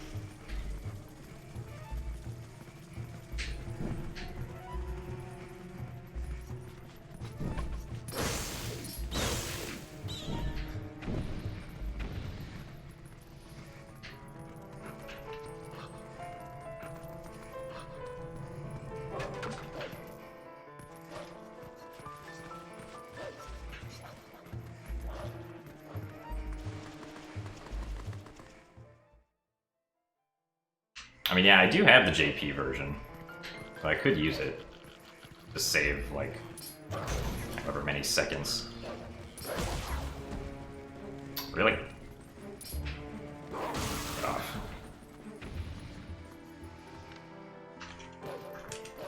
It probably wasn't worth it to go for the jump, but whatever. I was supposed to hit the Bulblin off into the water so it would die faster, but that didn't happen.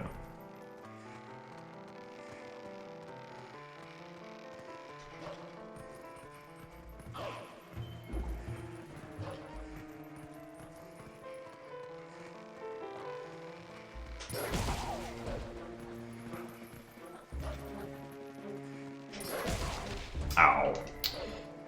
Okay, well, I guess we won't do that next time.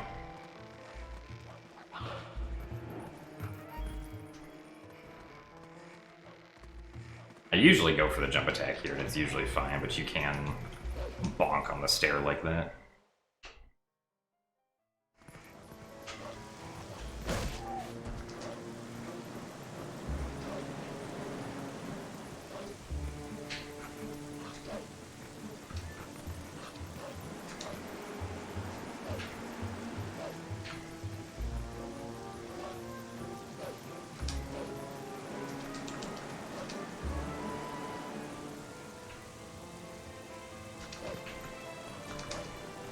Should also look into early cycle right there, because it should definitely be possible with slightly different movement.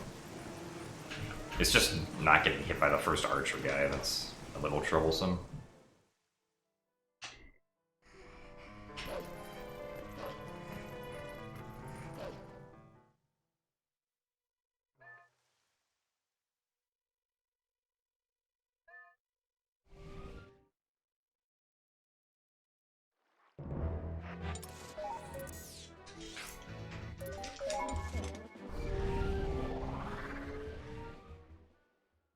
Oh, that's right. Slow walk into the loading zone. Could you also just B-attack into the loading zone?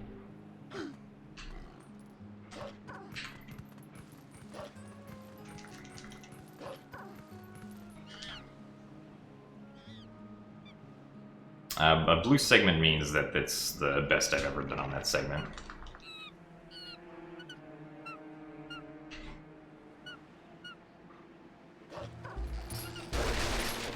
That's not a spin attack.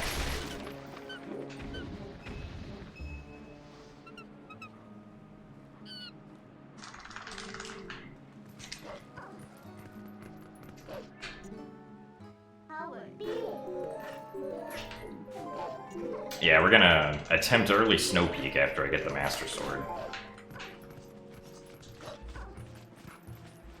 Because we want to get it, or we want to get the ball and chain before Arbiter's Groans. Is this world record for Master Sword? I mean, if nobody else has ever made a serious attempt at it, then maybe. Seriously.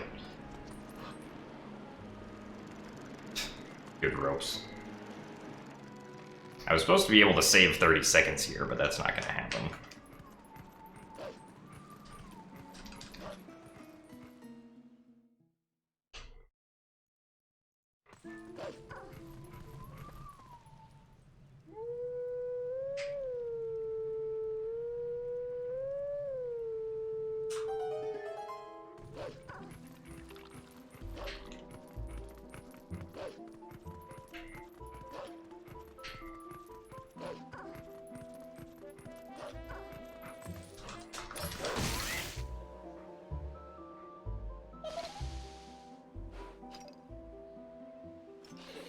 Thank you for all the luck, Vamilia.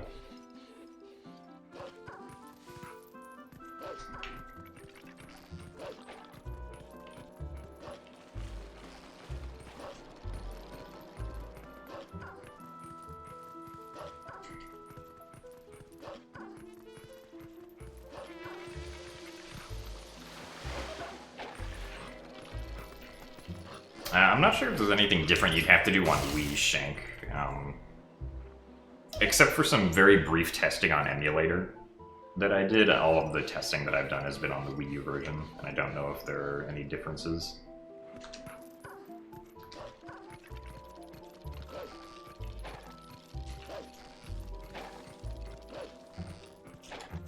Like, even the way that I set it up has some really awkward, like, hand grips that or it has one really awkward hand grip that I have to do because it uses the free cam for part of the setup.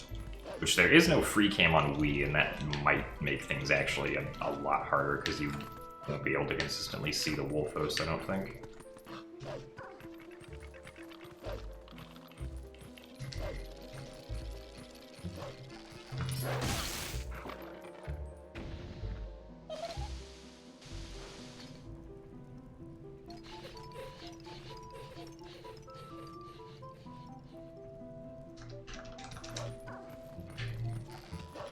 This is the Wii U version.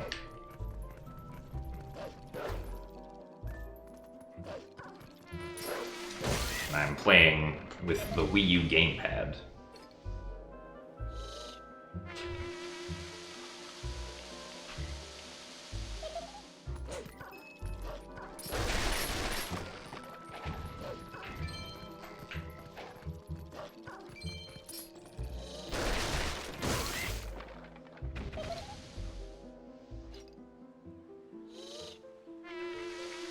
Wii U upload.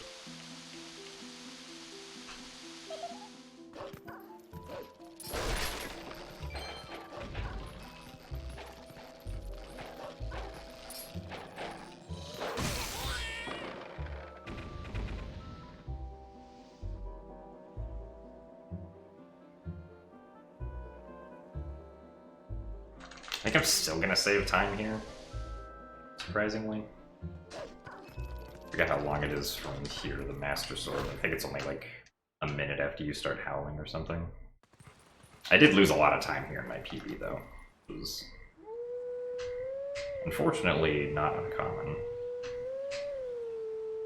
For this segment at least. This segment has a lot of stupid stuff that you can lose time to.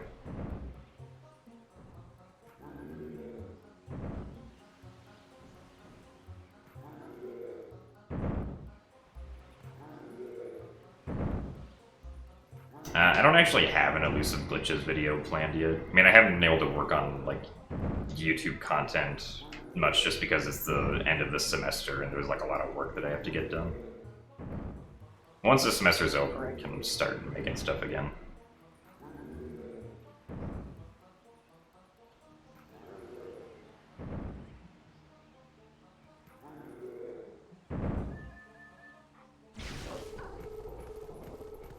Studying computer science.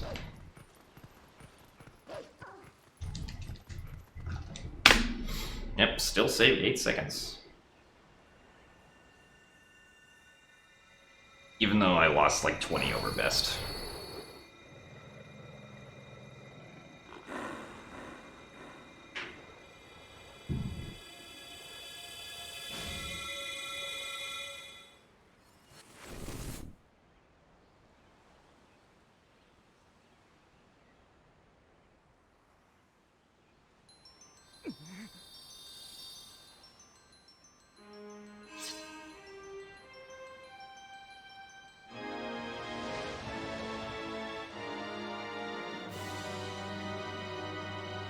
Yes, that's right.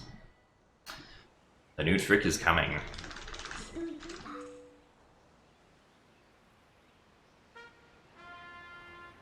This is on a console. None of the speedruns that I do will ever be on emulator.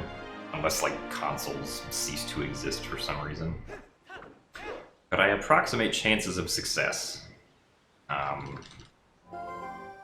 If I had to give, like, a guesstimate of what my success rate with the trick is, I want to say, like, maybe 10 to 15%. But you can reattempt it if you fail, like, within 20 seconds. So...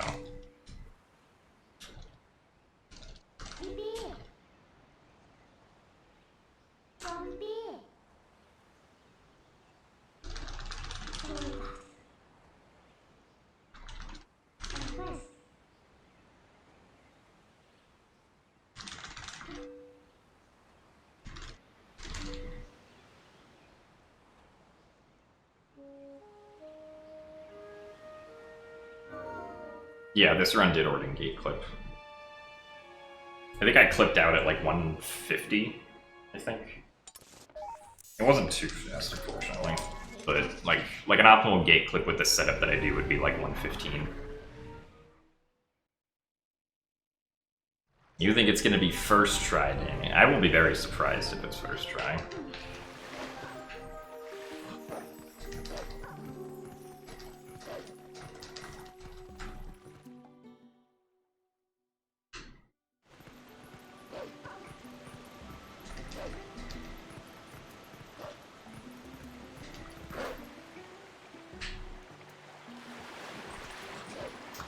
Alright guys, it's time. Alright, so hopefully this doesn't take like 10 minutes.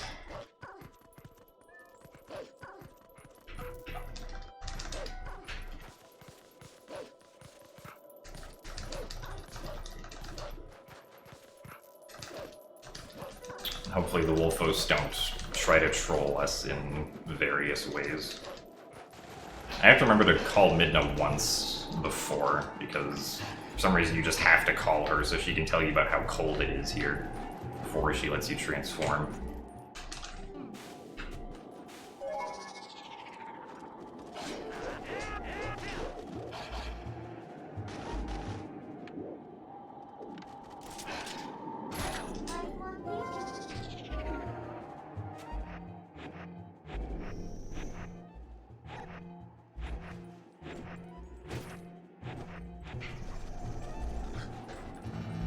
So there the Wolfos just went in the wrong direction.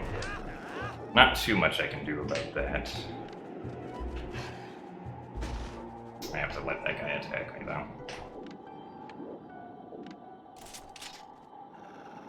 This guy on my right's making me nervous.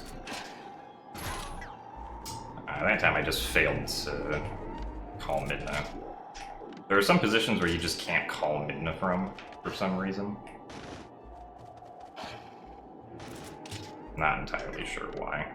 I think it has to do with the slope.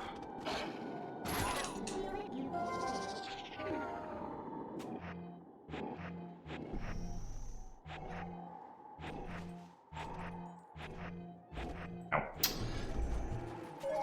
It was just slightly out of the range.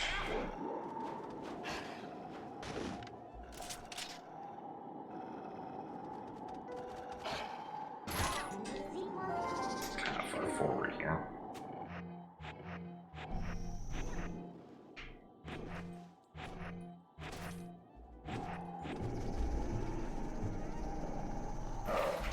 Alright. We did it.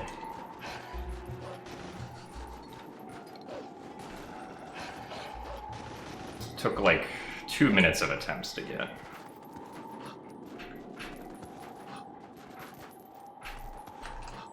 So, not going to save the full 10 minutes. And we also wasted some time earlier, but... yeah.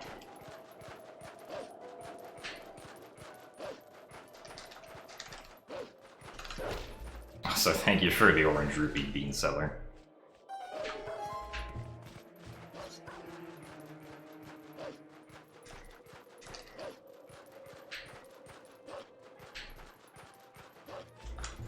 Oh, hello. The Wolfos needs a name. Well, the problem is that you always get different Wolfos. Unless you want to call all the Wolfos a single name.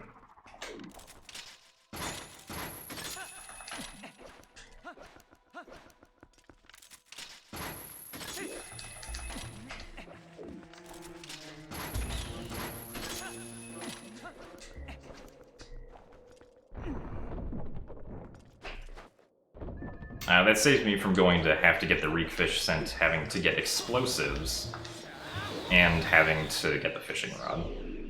And like the coral earring and all the stuff associated with that.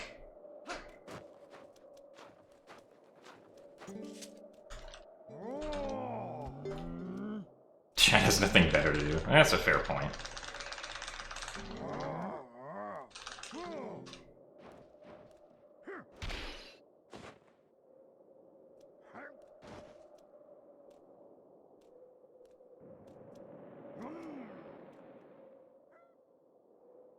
Also, thank you very much, Flaffle, for the 23 months of Twitch Prime.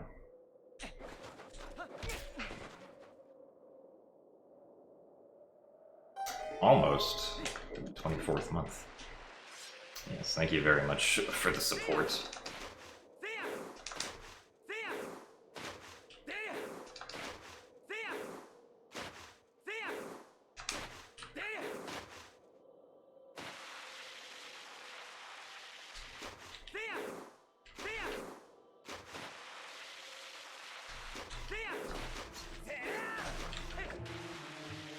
Hopefully I can get these rupees here. Oh. Oh. We should still be fine as long as I can get the red that's right here. I'll just have to pick up some extras in Arbiter's Grounds.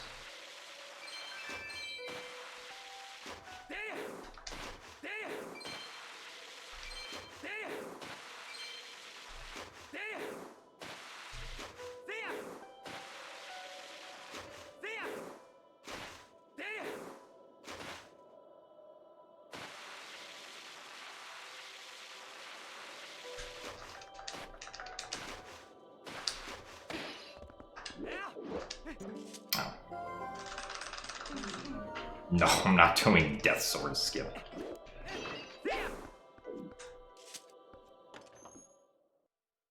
Hey, Viva, thank you for the fasts.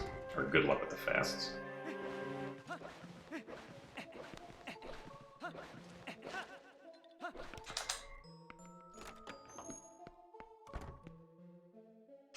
Yeah, the mist doesn't try to hide as much. Like it does in SD. Hello, where is this? There you are. Makes snowboarding a lot easier because it's not actually blind anymore. It's misty snowboarding.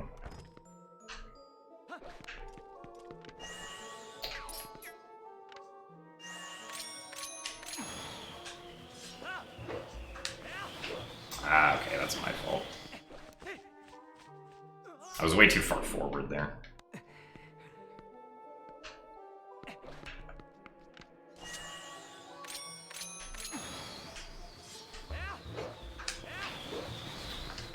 I'm gonna try to LGA over just to save health.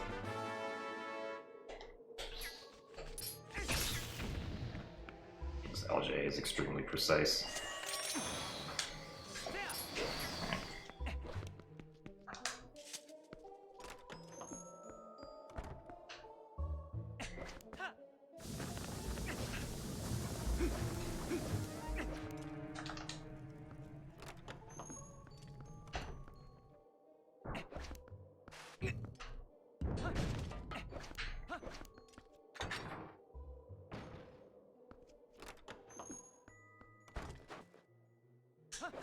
So this segment should be doable in less than 10 minutes.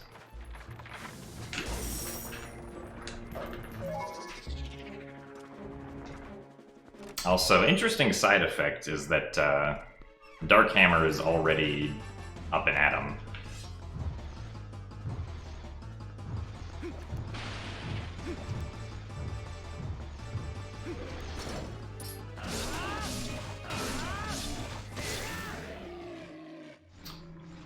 This is, I believe, a remnant of the Sacred Grove boss flag. Because normally King Boland 3 apparently eats that flag. Also means we don't have to watch the gates come up afterwards.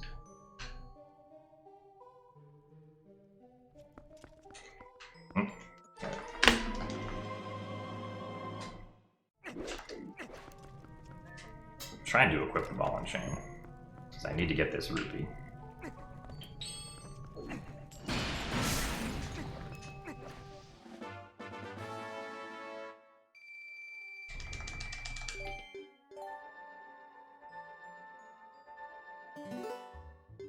No, this game has Dark Knights also. This is just the one enemy that like swings around a ball and chain at you. It's called the Dark Hammer. Also, thank you very much, Gatto de Kansas, for gifting a sub to Katorari. Thank you very much.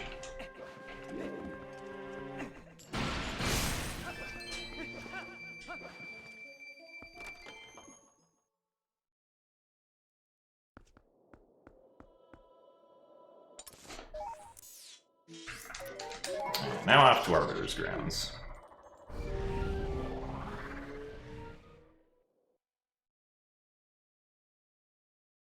Also, hey Gemma, thank you for the good luck.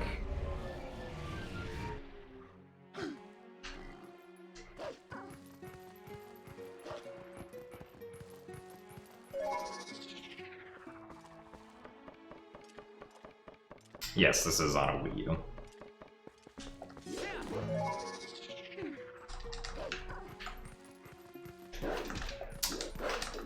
No, we don't have bombs, so we're not going to be getting the Bell Rupee.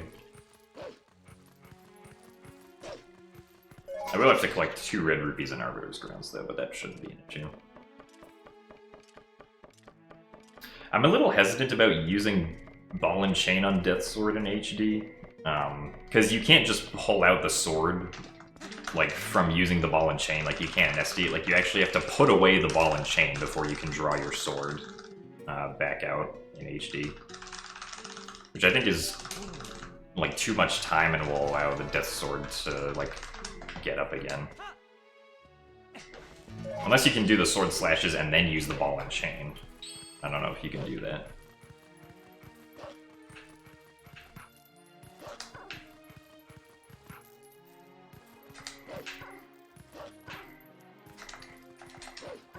I'm not gonna do Death Sword skip.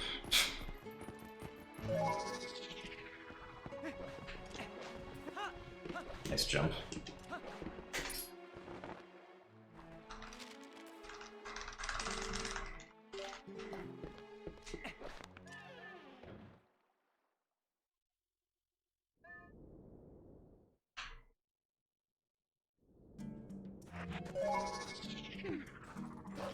Death Sword skip is where you skip the Death Sword mini boss using a really precise super jump that I've never practiced. I've tasked it before, but that does not mean I'll be able to do it RTA.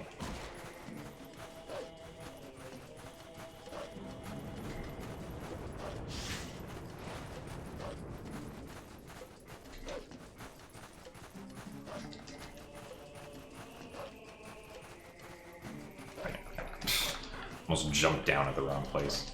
Or tried to jump over the gap at the wrong place.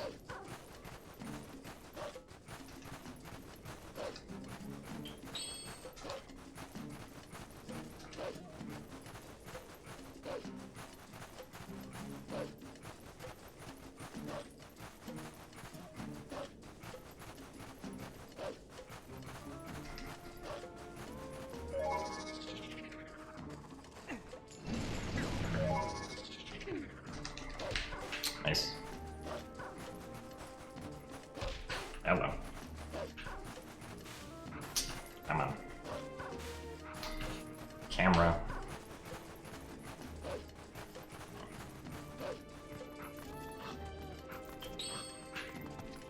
Quick lantern over ball and chain again.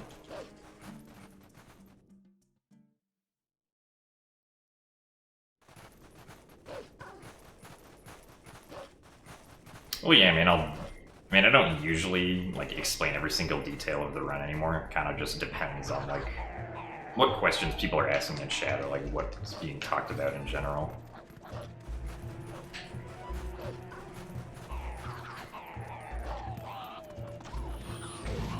Really? Okay. Didn't you already notice me?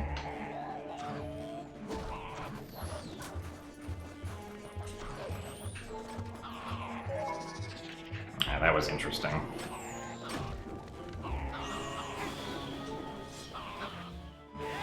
That was too early. Alright, screw it. We're not gonna do this apparently. Actually, no. I'll try it again. Because I'm probably just gonna take more damage if I try to do it the regular way. Come on.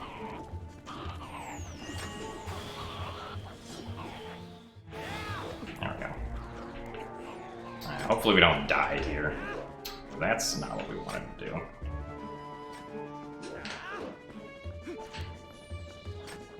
Oh, this is really sloppy.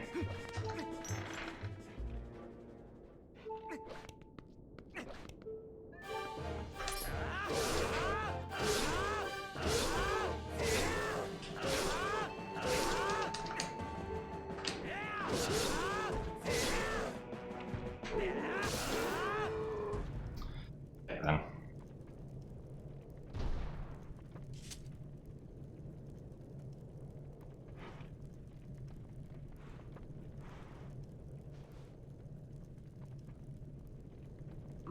Yeah, we do save and quit from Snow Peak, and there's no, I don't think there's an opportunity to get a heart between there and here.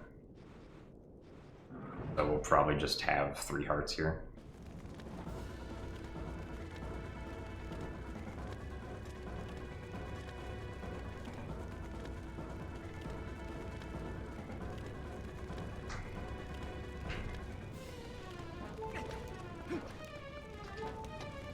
Should definitely get some heart in Arbiters, though.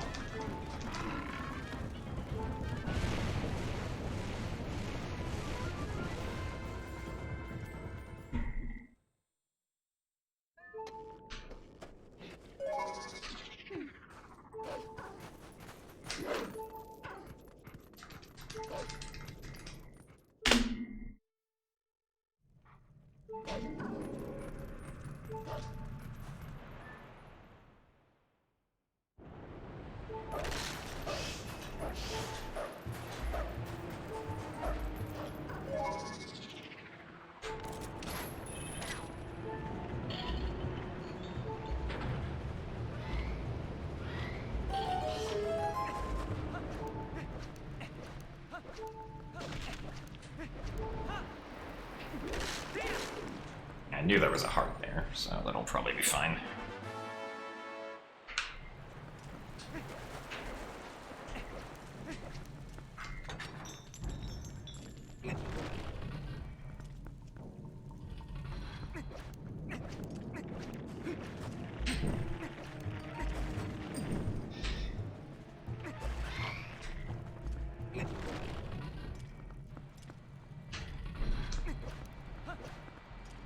Now I need to re-equip Ball and Chain so I can kill the Moldorms with it.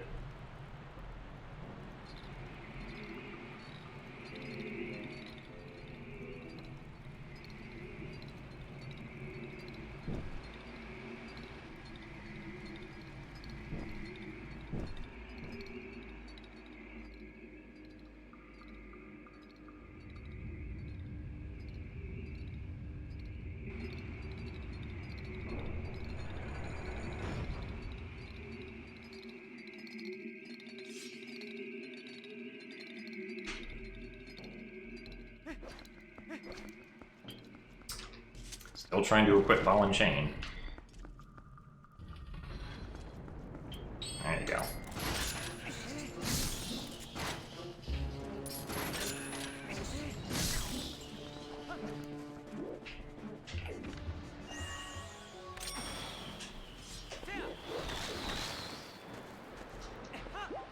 Doing?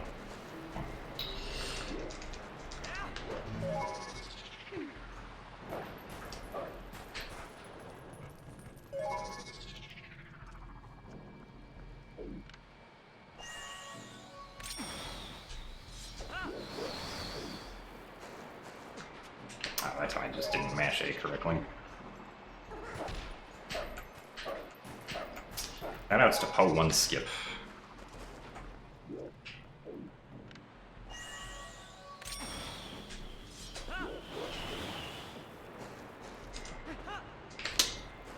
Come on.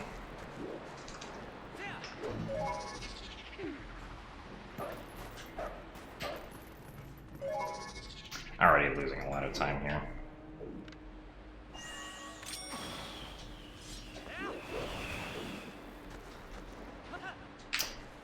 Not holding far enough to the right.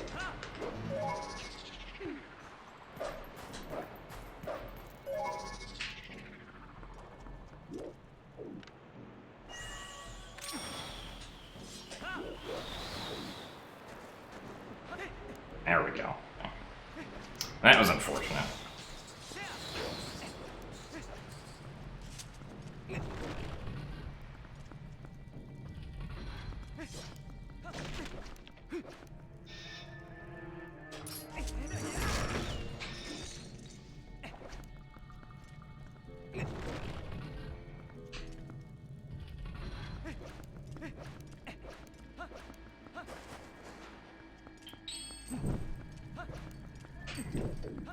Completely forgot I needed lantern right there.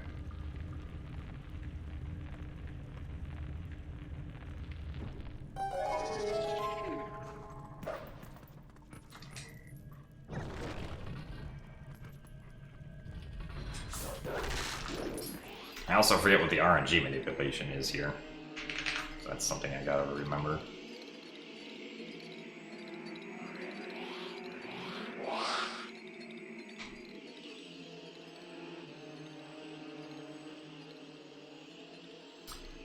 Bad RNG already. Really bad RNG. I'm getting 3 full spins. Or was that 4? I honestly don't know.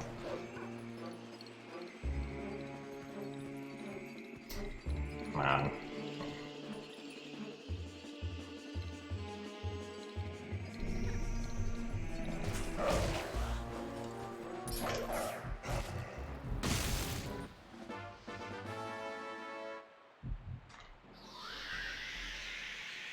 No, you can still skip the first Po. That's the trick that I failed for like over a minute.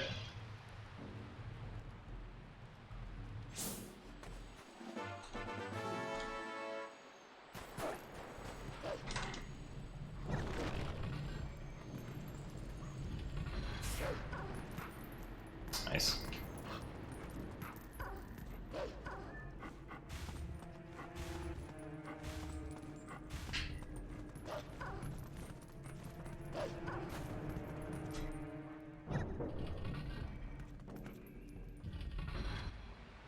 Yeah, I did remember to take the scent. I tended to forget that for some reason a lot.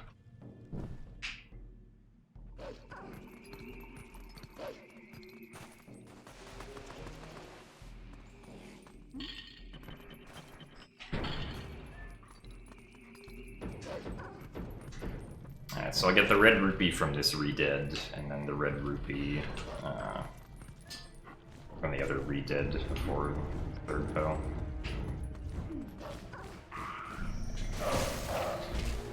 I guess that works.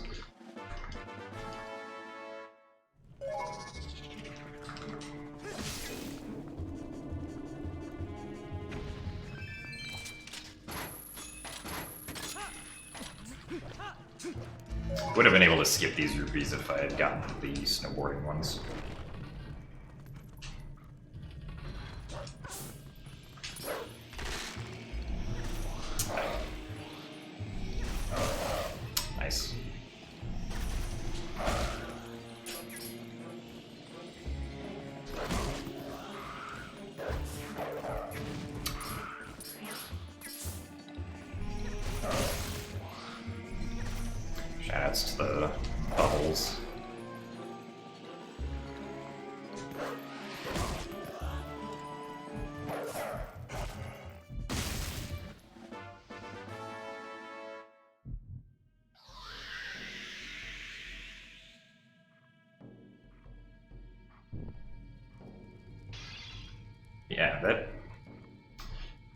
Normally those bubbles aren't that bad, but they were... Or that one was pretty...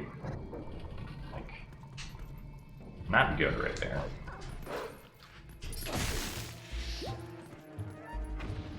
It was very unfortunate. So it's probably going to be like a 1230 spinner or something ridiculous. Because ideally I would have already gotten like the third Poe and been back in this room.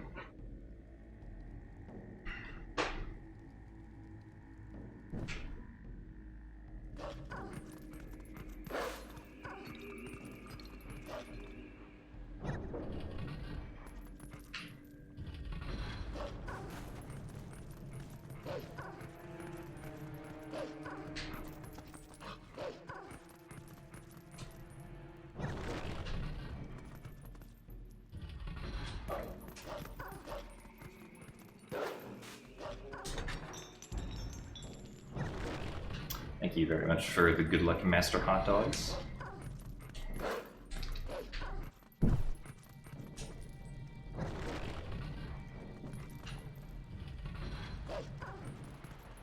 So, also have to get the red right here.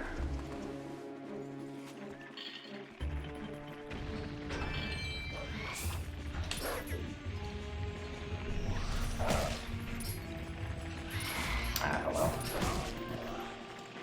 No, let's target this. Thanks, Dragon Bane. I wouldn't say I killed it. I mean, I got the trick in this run, even though I lost like 2 minutes to it. Oh my goodness. Style children.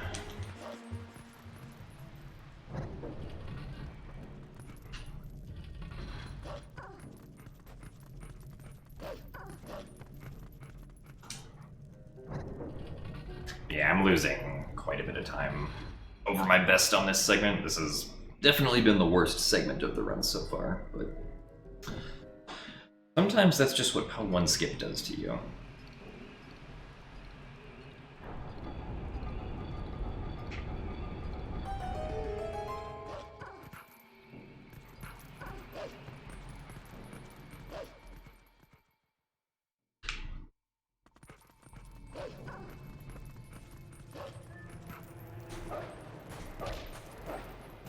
Hello.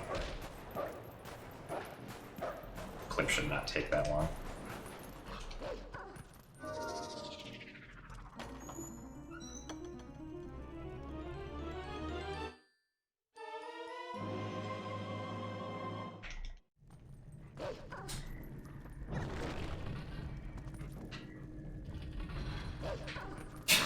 Yeah, I'll definitely be the one to fix back in time on shield.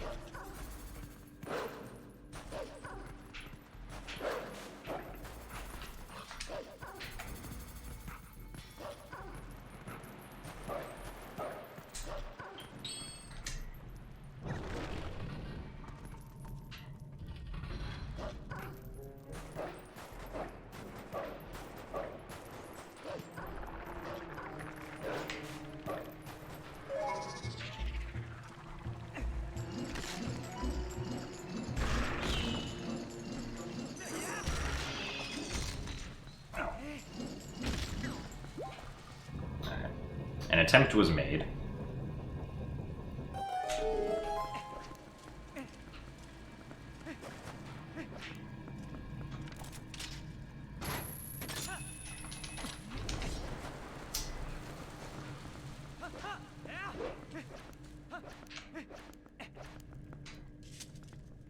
Yeah, so I could have gotten the spinner, like, almost a minute ago.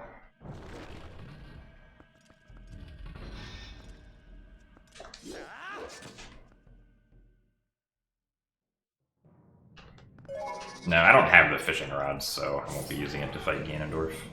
Even if I had it, it would be really slow.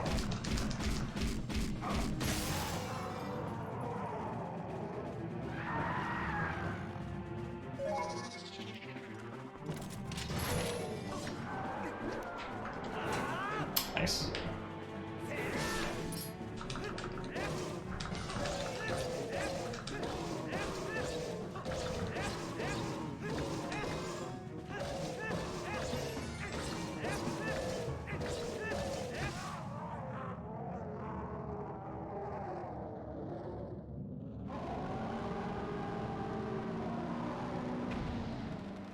Well, this super jump doesn't save 10 minutes, Simmykins.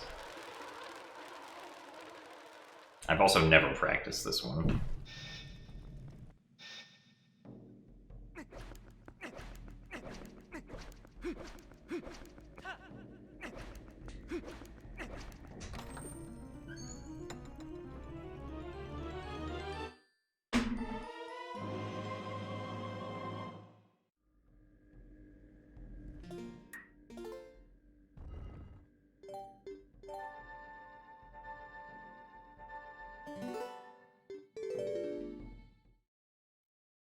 Also, thank you very much, Shaddy, for the $10 in hot Twitch cash.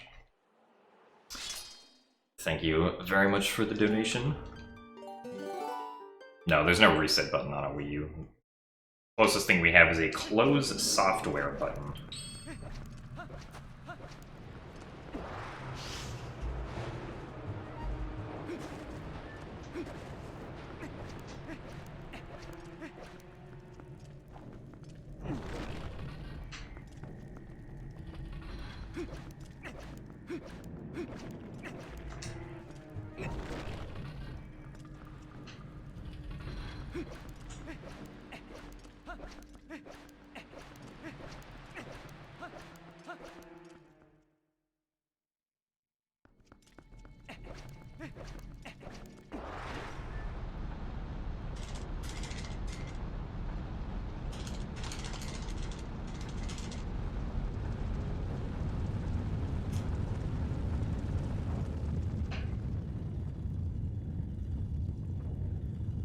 What's hot Twitch cash?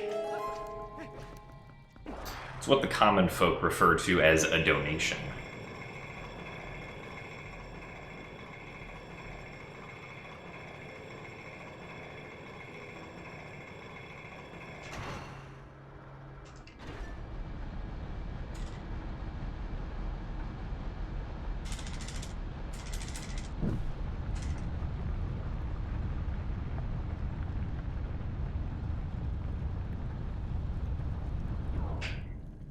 Well, even if there was a reset button, I think there are still some complications with Back in Time that make it not viable.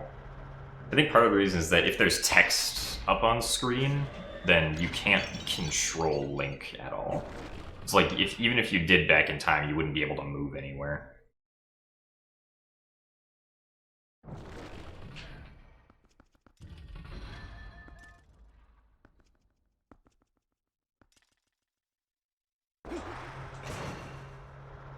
Alright, let's see how much time we lose to Stallard.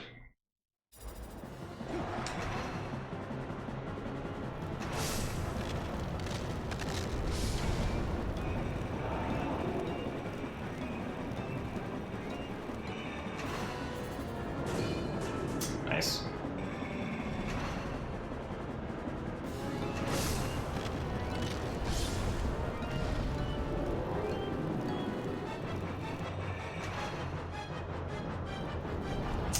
This guy.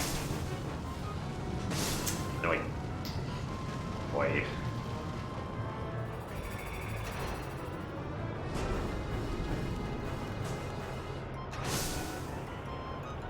Okay. Not very good, but I guess we finished the fight.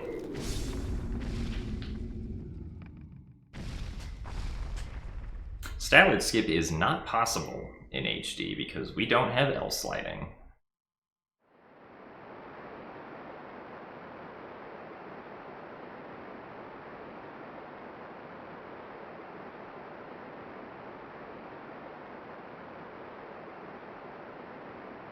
Oh, completely behind the head. Nice.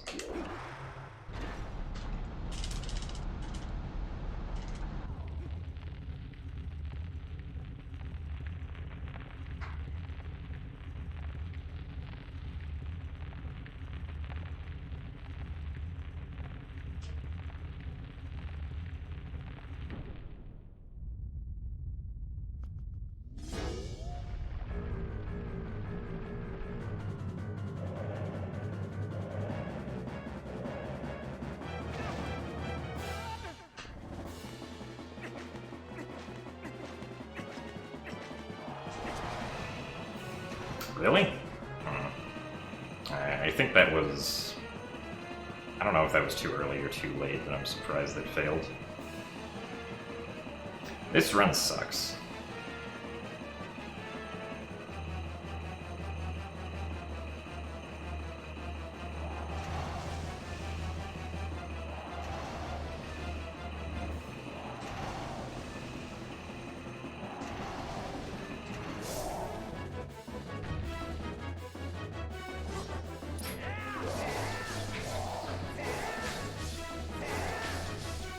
Yeah, really bad armor's drowns.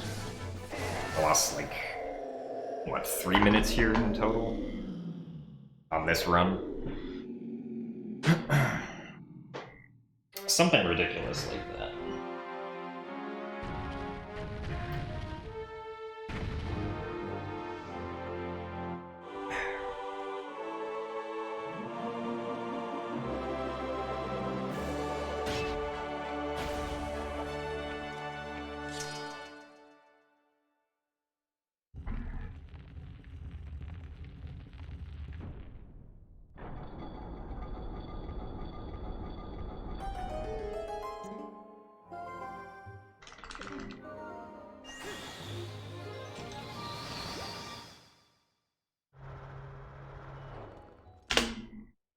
Like 2 minutes and 45 seconds. Still pretty bad.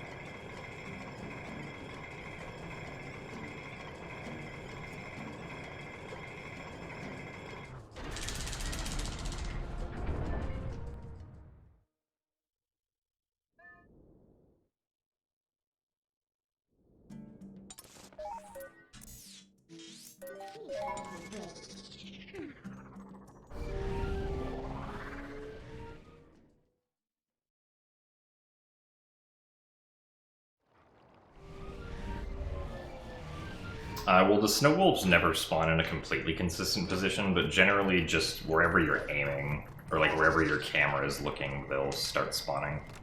I usually just aim the claw shot where I hope they'll spawn.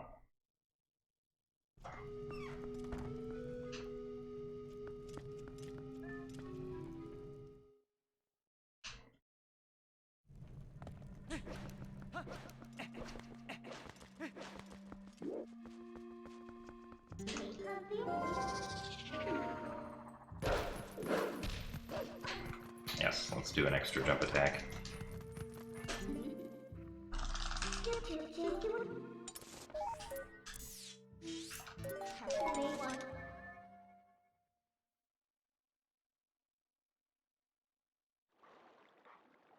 Falls into your basement, yeah.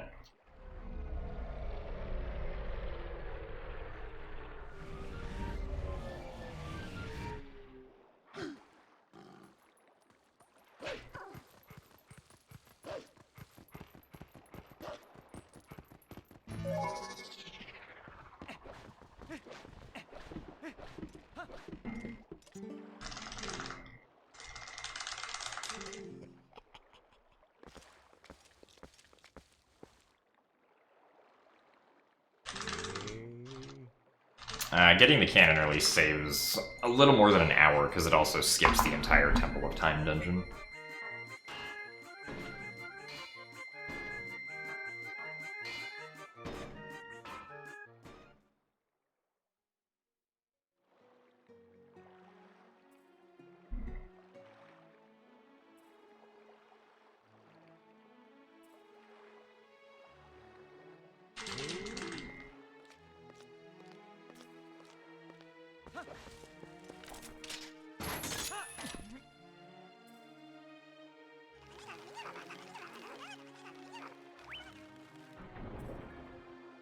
I think F-Tab really likes counting Twilight Princess HD because there's always a lot of bonks.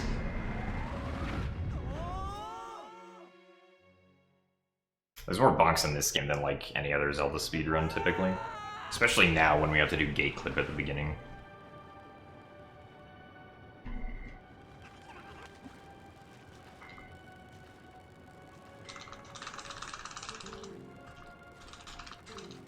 Thank you for the good luck Quophil.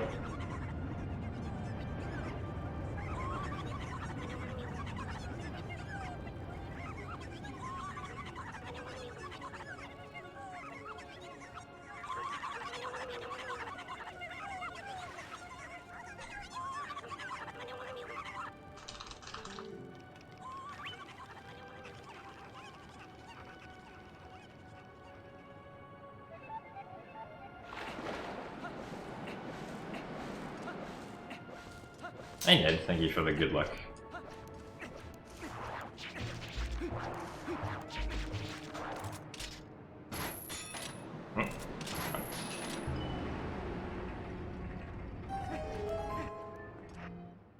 Yes.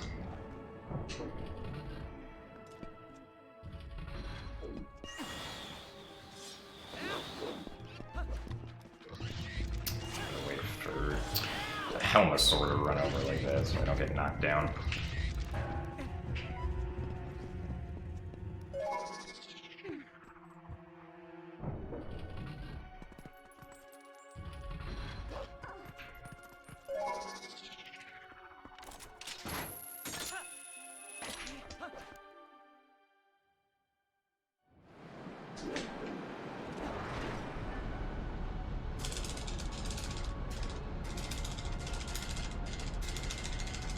Going to try the pillar trick. I don't know what you're referring to by the pillar trick. If you're talking about pillar clip, I did do that, but at a much earlier point in the run. Because it was used to get inside the Lakebed Temple.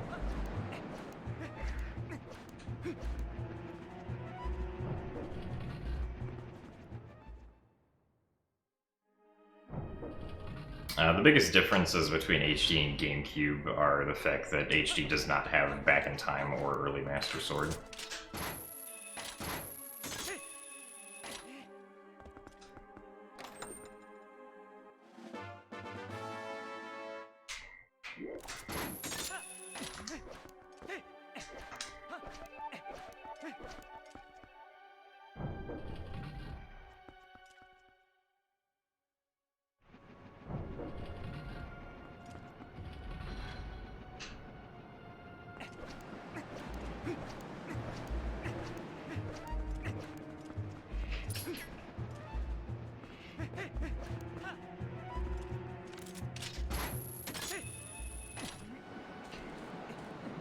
Hey Latella, thank you for the good luck.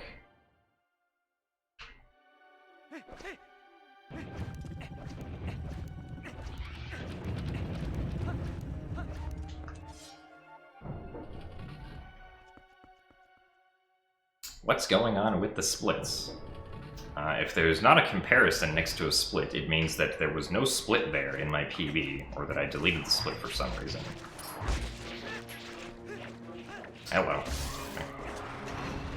In this case, I deleted some splits because this route is different, and it would be inaccurate to compare against those splits.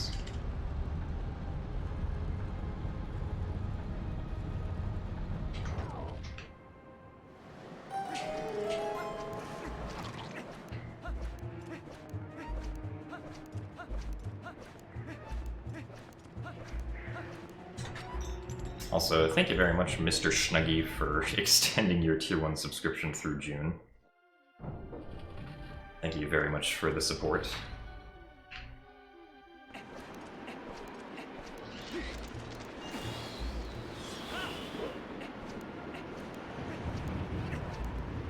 I need to equip the air boots. That is not the Gale Boomerang.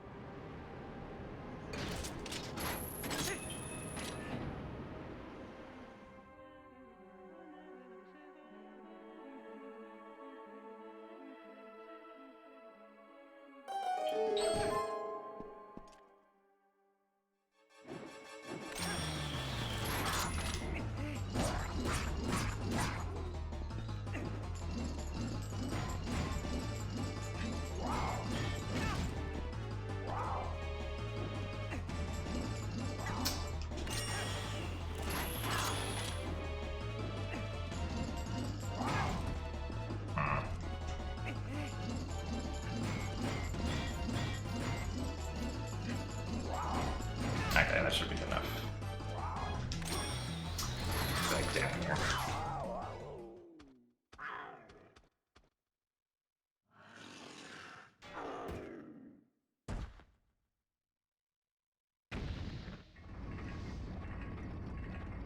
How come sometimes Link doesn't do the sword twirl there? I don't understand why that is.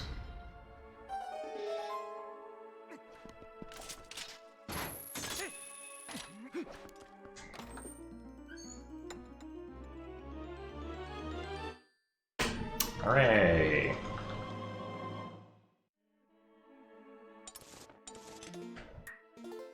I didn't equip Zora armor. It's 1 second lost for later.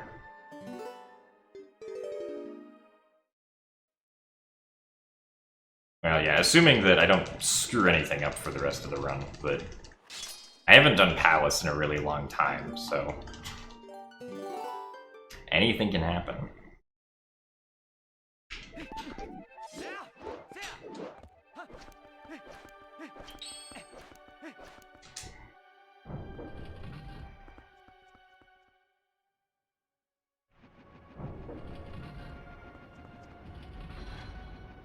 It's not a very good run still.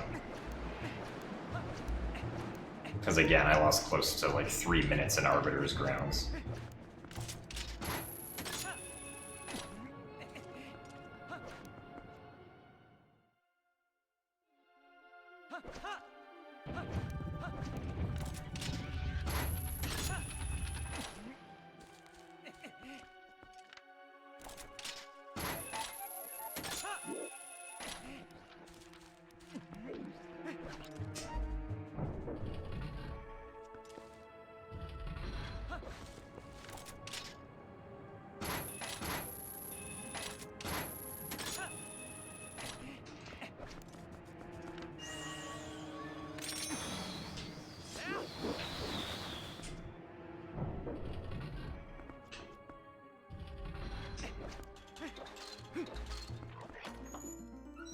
I don't think I can really save any time either. Oh, a little bit. But I expect that I'll be losing time between now and the end of my PB.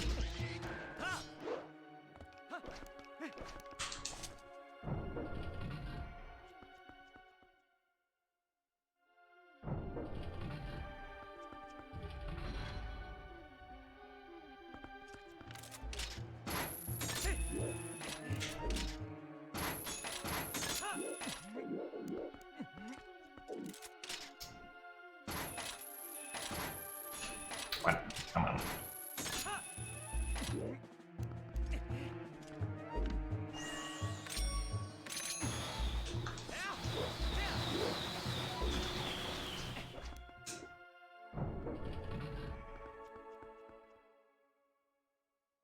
Yeah, this is still no amiibo.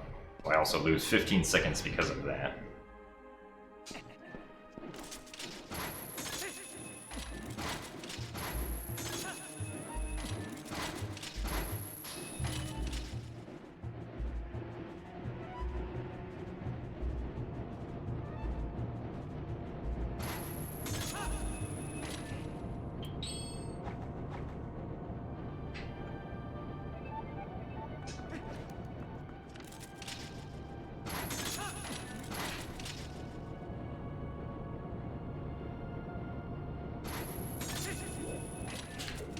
Actually, I guess I get to save a little bit of time on this segment because I'm not going to get the hard container.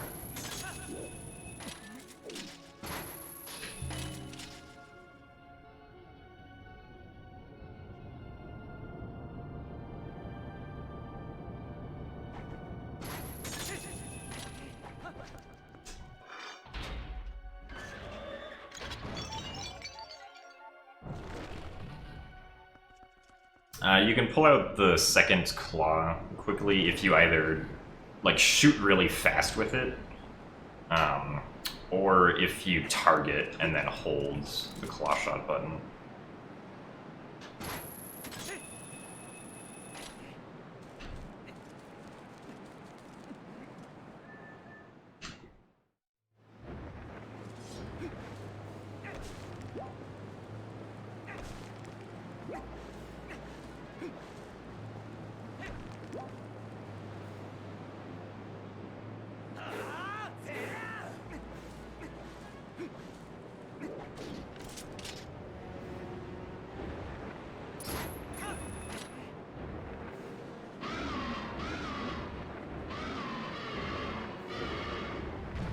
Previously I went for the heart container here because I would have only had 4 hearts.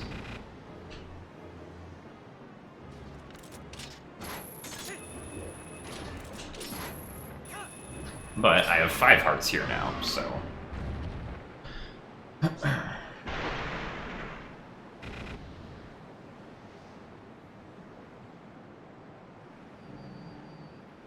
No, cool game I'm pretty sure still works.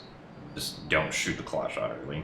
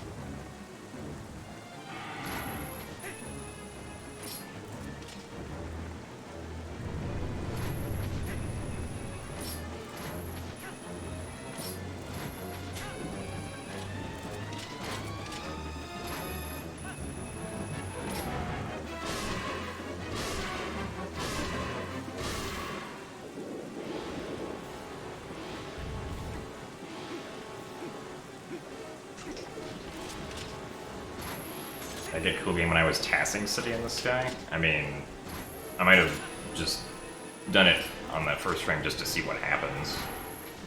Obviously I didn't, like, do that in a task.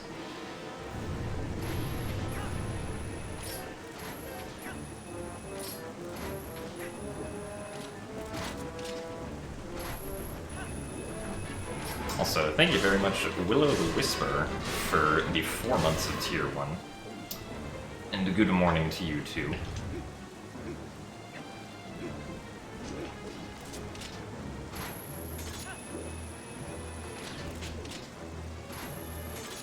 Oh, well, yeah, to find the earliest frame to use the claw shot.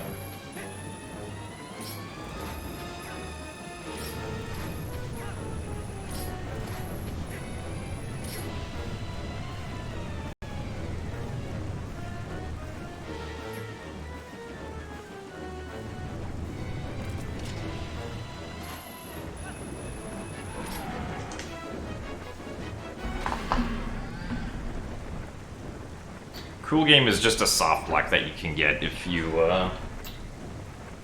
try to claw shot onto Argarok too early during the first phase.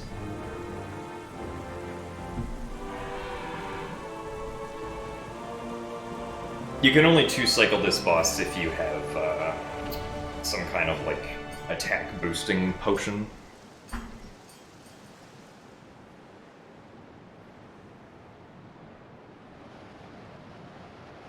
Both for quad damage. I don't think it works that way, unfortunately.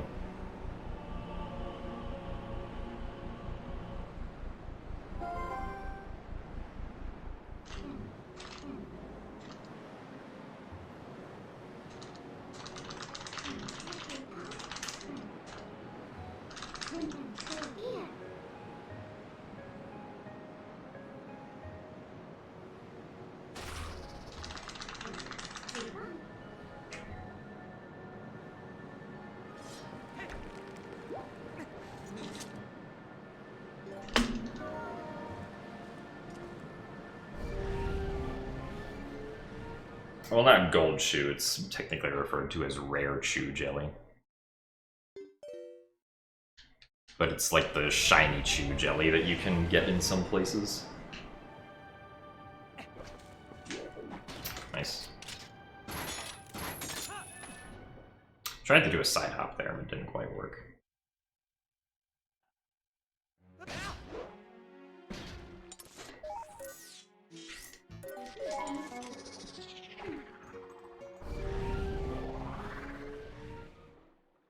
Yes, this is my work uniform, clearly.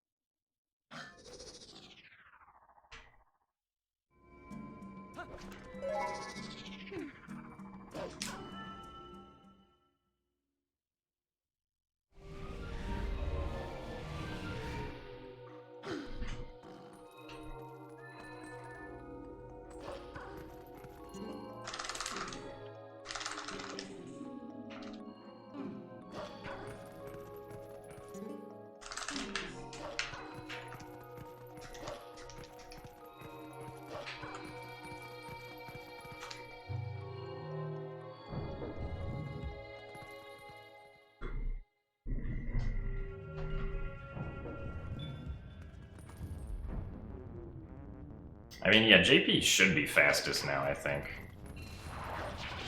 For those precious few seconds.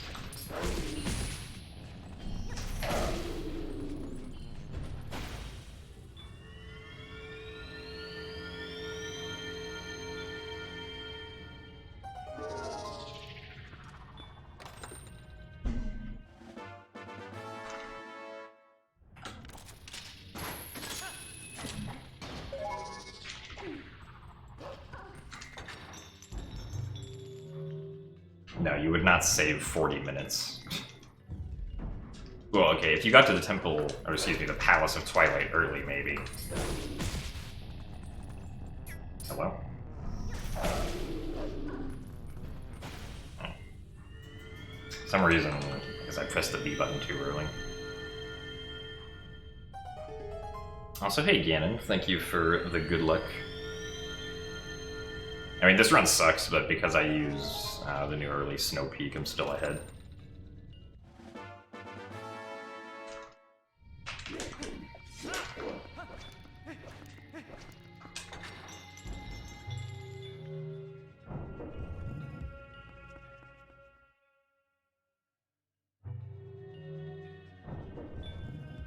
Well, yeah, we made the route a few days ago, but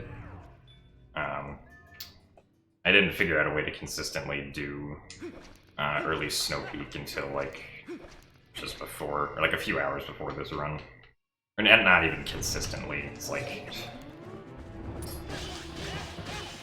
Oh wait, I'm supposed to do quick spins. Oh well, I guess we're doing slashes.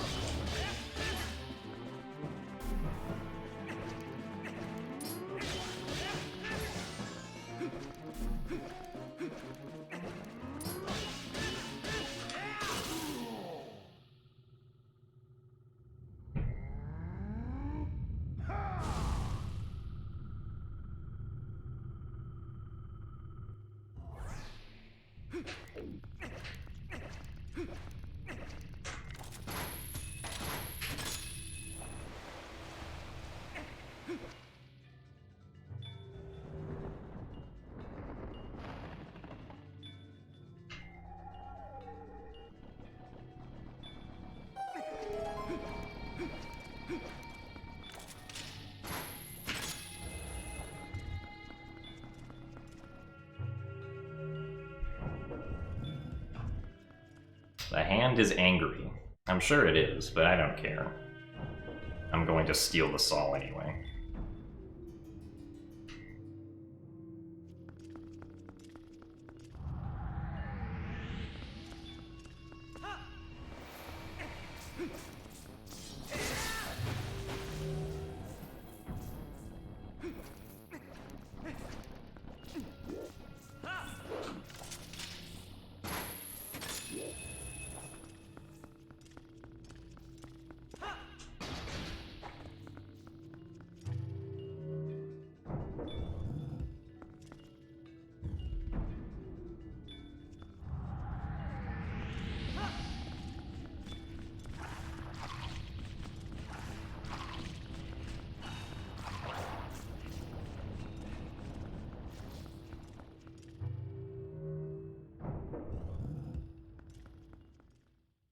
The vermin don't appear if you, like, walk around their trigger. Their trigger doesn't entirely cover, like, the floor there.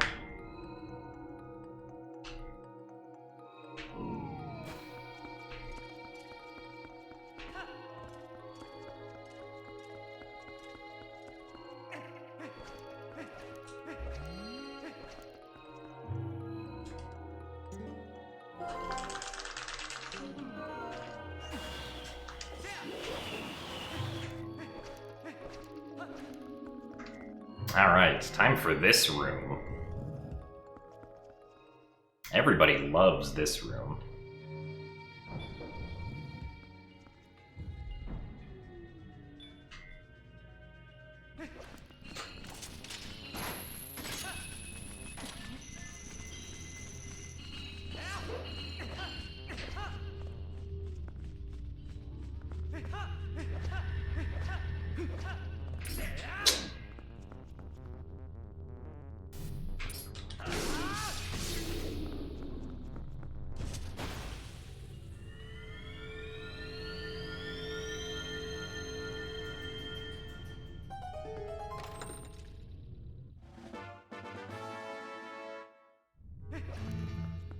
I'm pretty sure I was supposed to turn into a wolf there and a roll. Yeah. And into the wolf.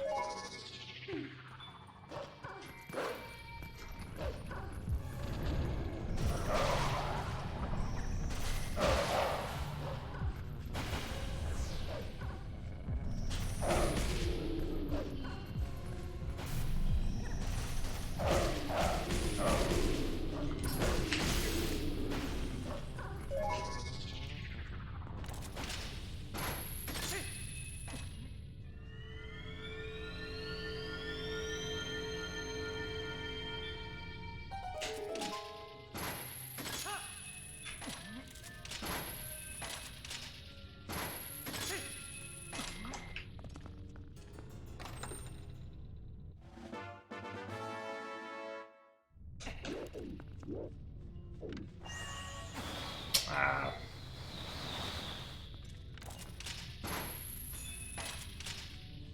Nice.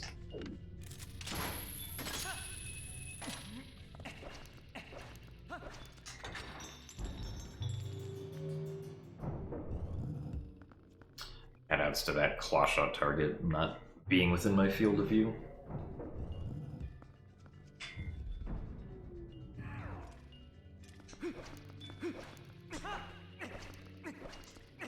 Alright, let's actually do quick spins this time.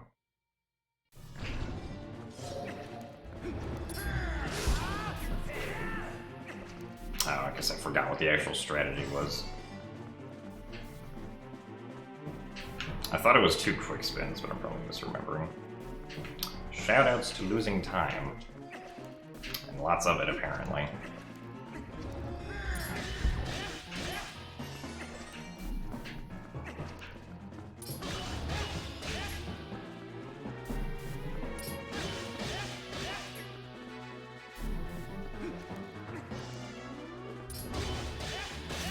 Oh, 1 stab first, okay. Right, that makes more sense.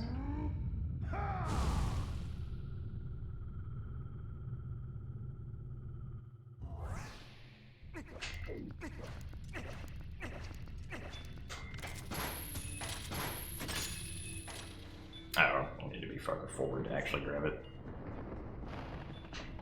Yeah, unsurprisingly, I'm losing time here.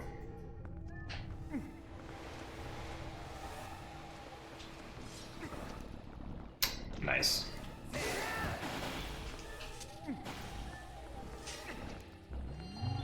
Uh-oh. Hand is coming.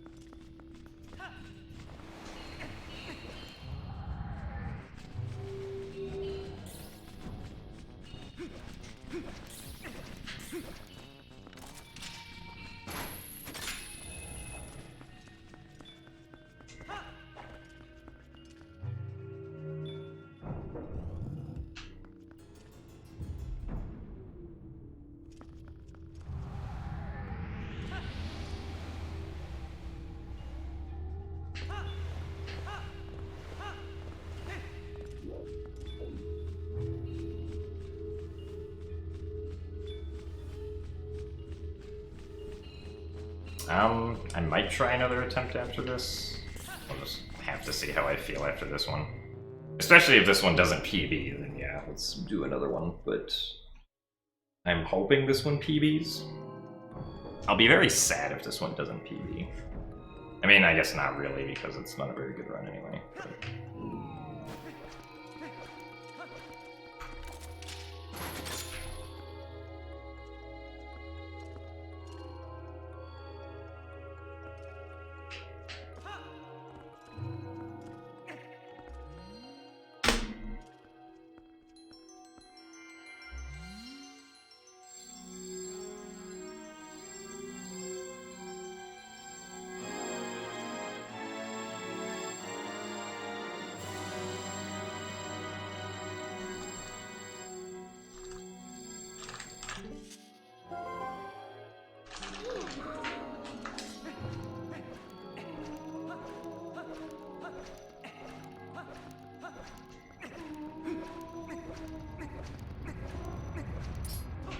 Nice.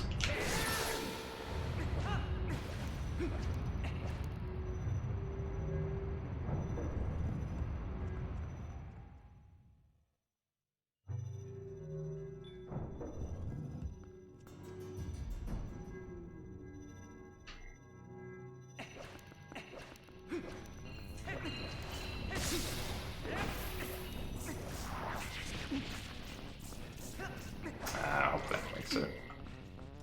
Did not make it. Or wait, did it? Oh, it did. Okay. Nice.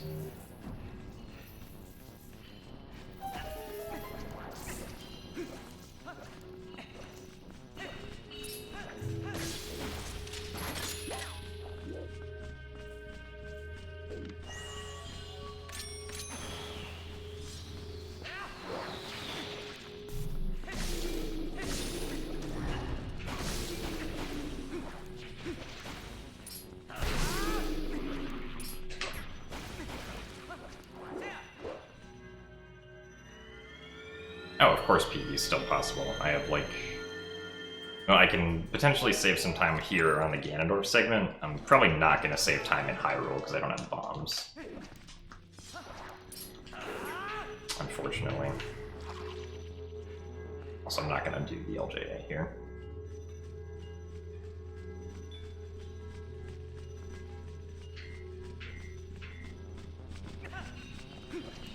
Yeah, the Master Sword in this game is way longer than the one in Wind Waker. I mean, Wind Waker's is just meant to look, like, big compared to Link, I guess. Not meant to look realistic, of course.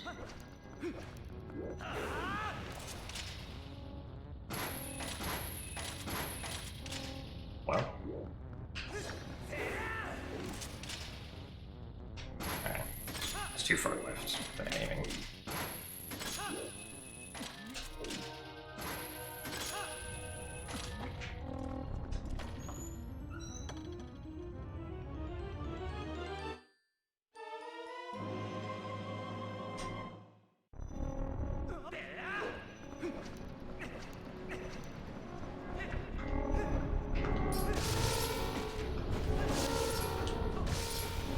Where these card rocks come from?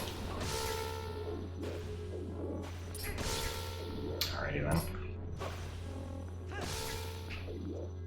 Guess all the card rocks are dead.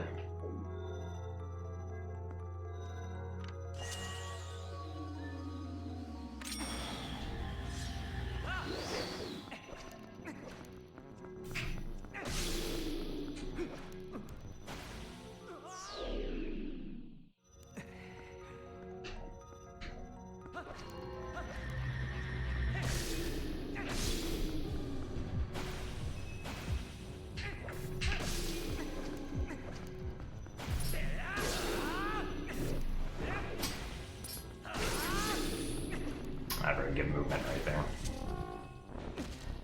Thank you.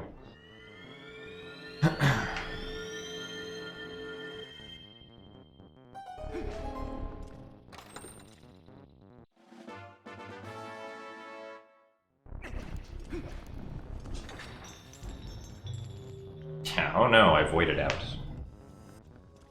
Whatever will I do?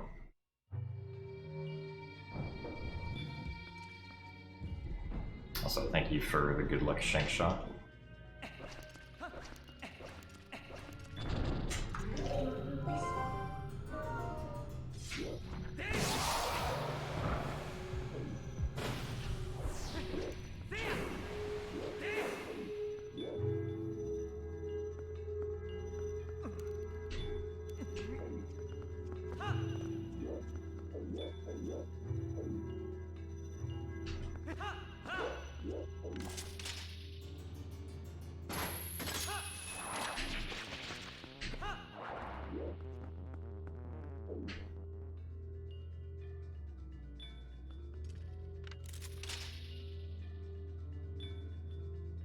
My sarcasm.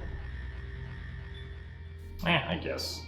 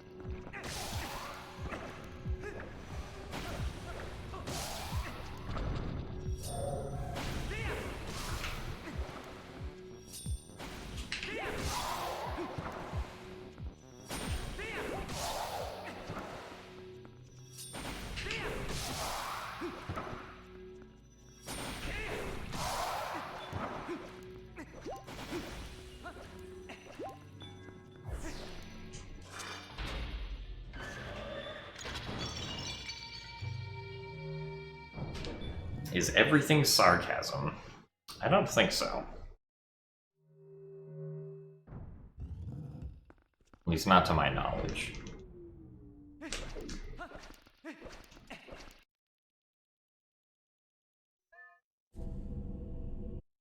This is the longest 3D Zelda any percent run.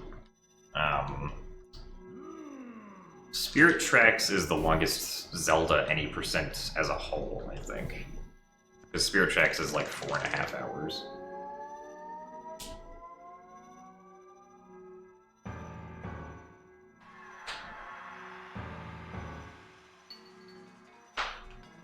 Alrighty. Time to use the 4th hit of the combo a bunch.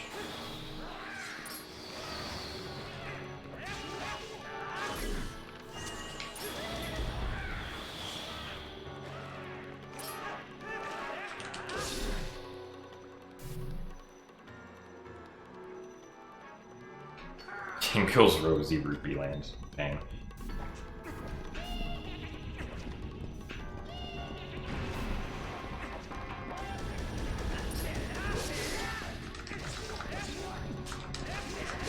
Alright, nice. Got the 1 cycle. Here I have to equip Zora armor because I forgot to do that earlier. Hey.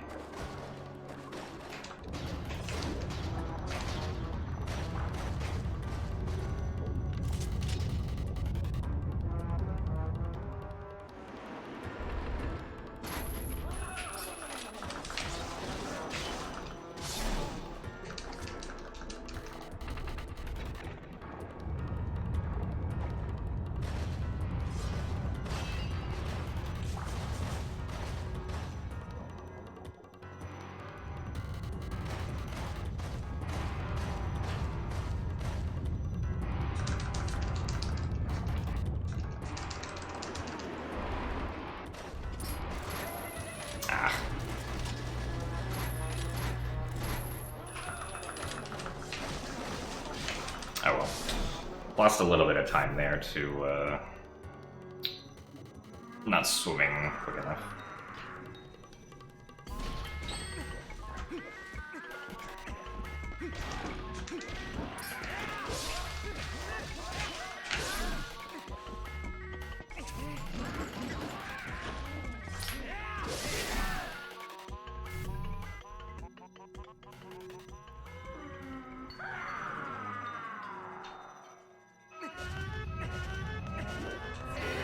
Oh boy, it's the one thing we need the ball and chain for.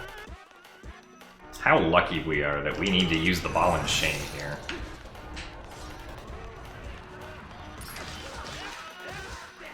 That was a really slow combo. Let's spin around a bunch.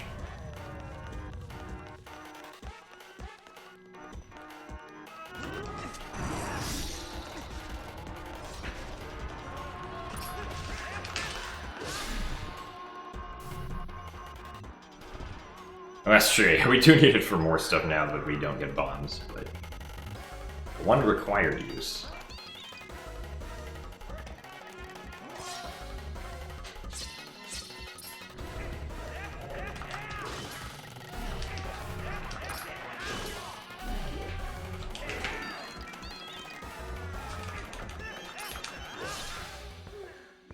Alright, I guess this segment was alright. Don't know if I'm saving or losing time here, but I think I'll be saving a little bit.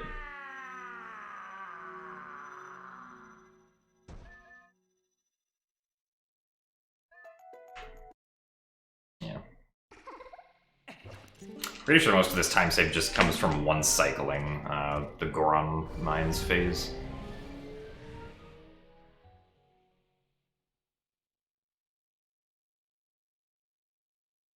Right, I forgot that save prompt was there.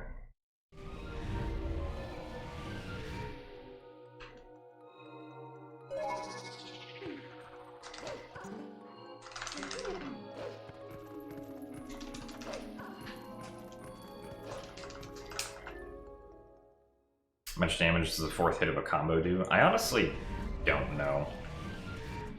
I think it's only... I want to say it's only Zant that it matters on. That's the only time it matters in the entire 80% run, as far as I know. Every other time it's either quick spin or, like, do repetitive combos that don't do the fourth hit, because the fourth hit stops the combo.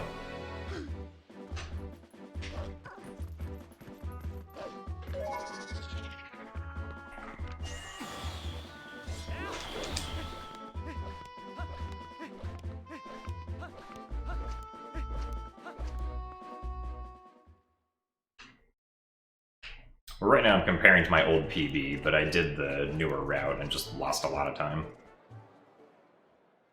Ironically enough, the worst part of this run was Arbiter's Grounds, where I lost almost 3 minutes. I didn't lose that much to early Snow Peak.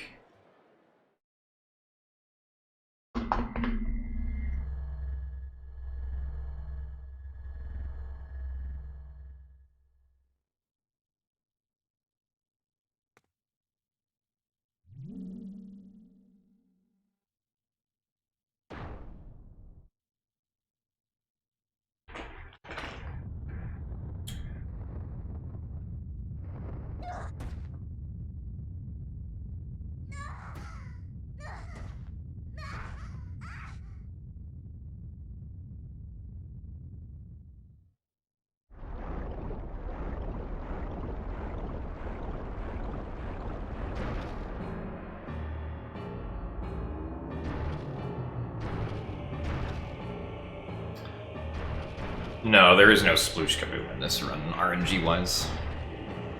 Usually, like, the things that RNG will lose us time can only lose us, like, maybe 1 minute in the worst case scenario.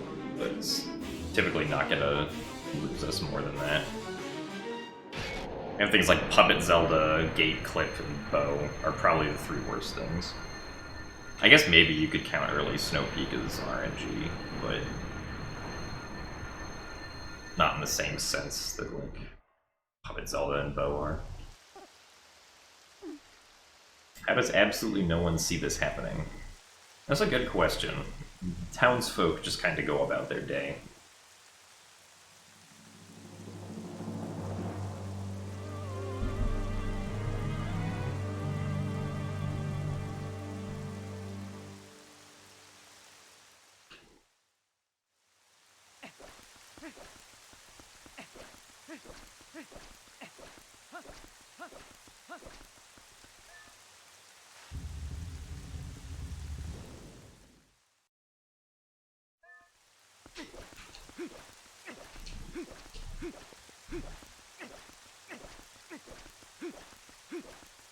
Alright, guess we're gonna do this here.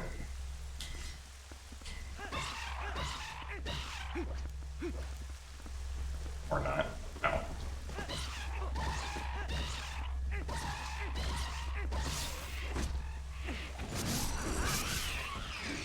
I missed.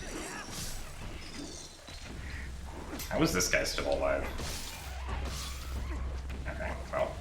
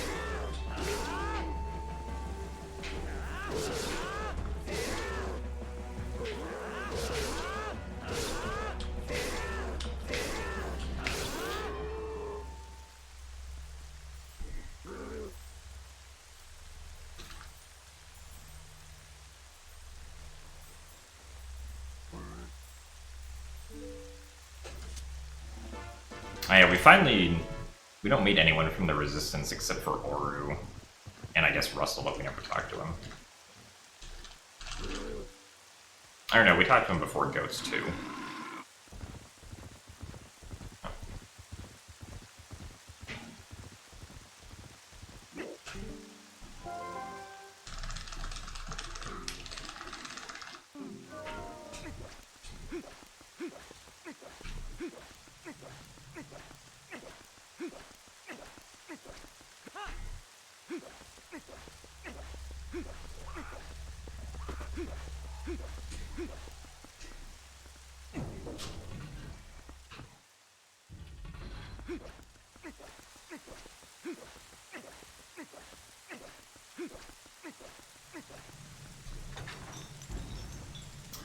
Alright, time to storm the castle. And hopefully skip a bunch of barriers.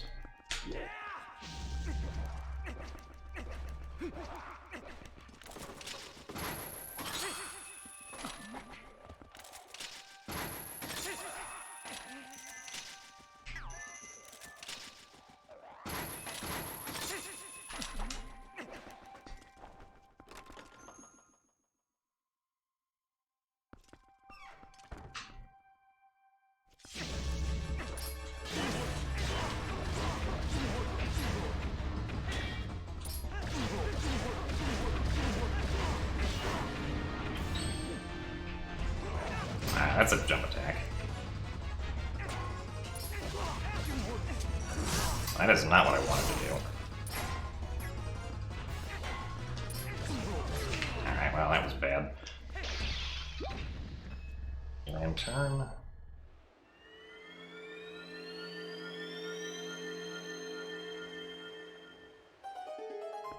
Yep, you drop faster with iron boots.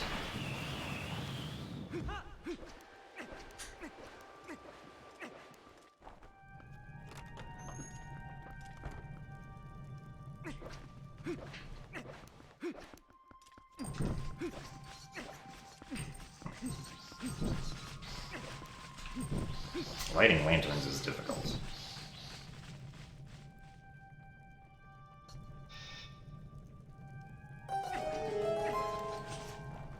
Alright, time to turn sideways and hit these guys. Probably the best way to do this.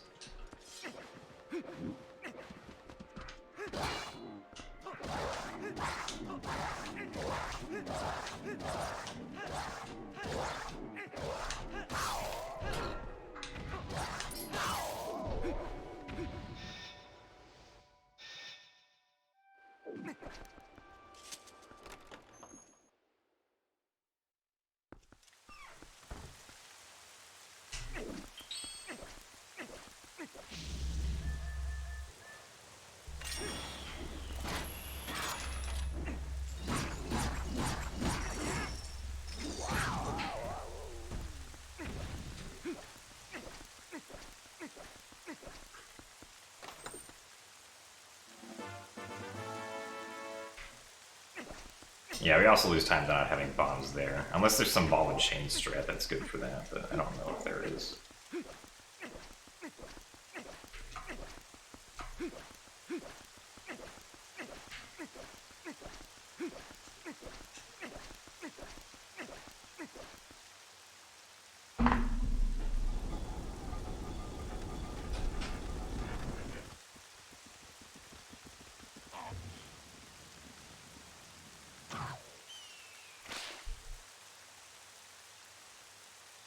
You do need one claw shot to make it through Hyrule Castle.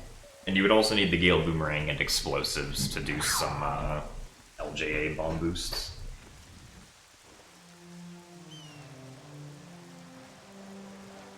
Also, hello, Surge. Yes, you are just in time for me to hopefully not get 15 Cycle Zelda.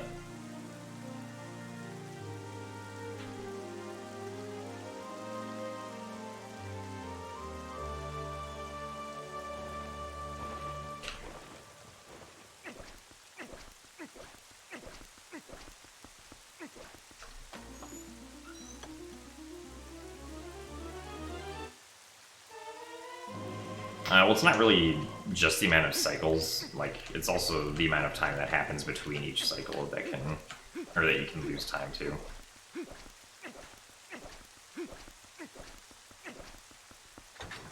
Right, like, the difference between a perfect 7 cycle and the worst possible 7 cycle is like 35 seconds. That's how ridiculous it gets.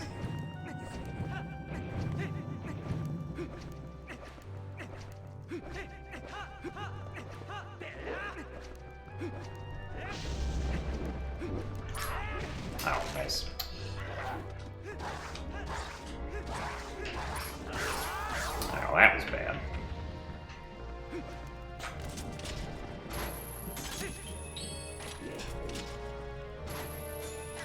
Oh well. There you go.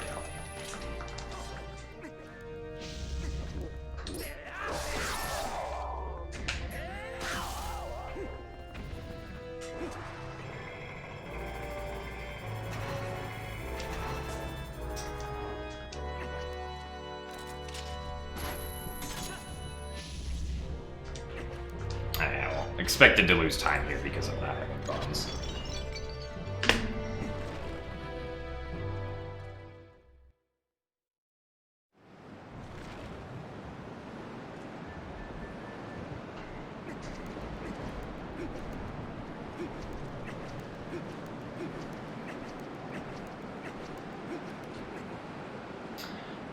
Alrighty.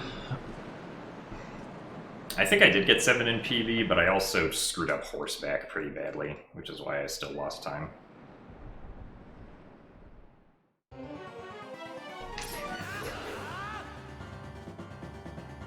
Alright, what are we starting out with? Alright. Starting out good.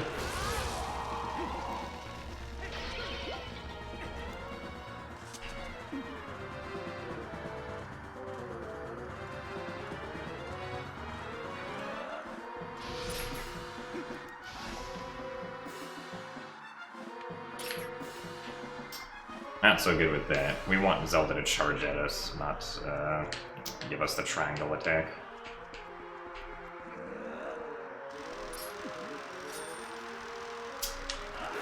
Alright, so that's 3 currently.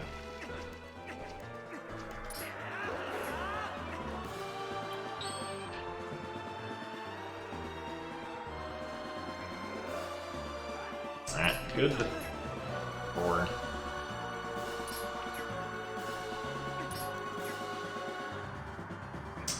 Attack again.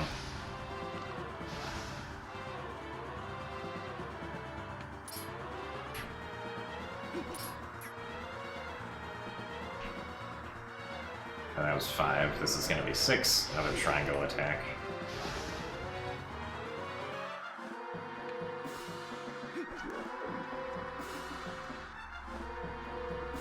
And we get 7. Yay! Alright, so not a very good 7 cycle just based on attacks, but still a 7 cycle, I guess.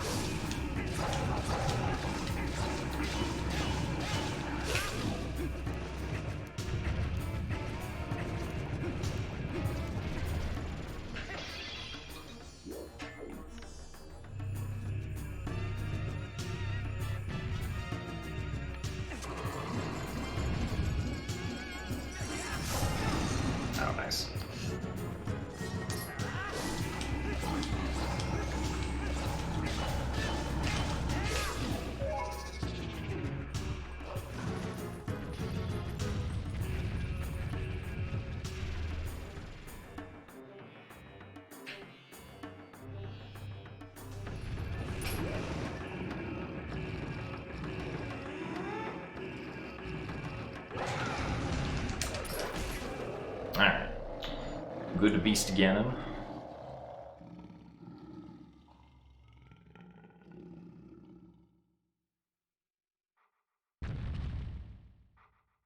Alright, now it's time for horseback. This is where things can get messy.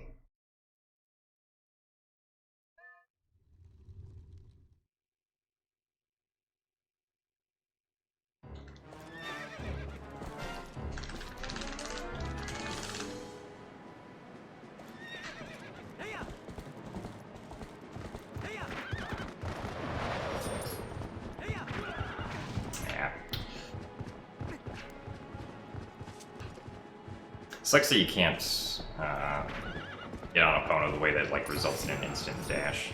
Where are you going?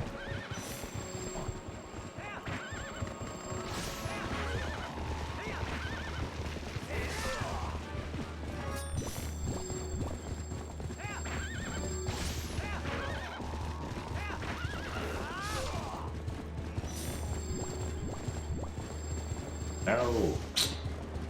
There's not much I can do about that. Turned too much. Alright. We did it. I beat my PB by less than 2 minutes with a 10-minute time save.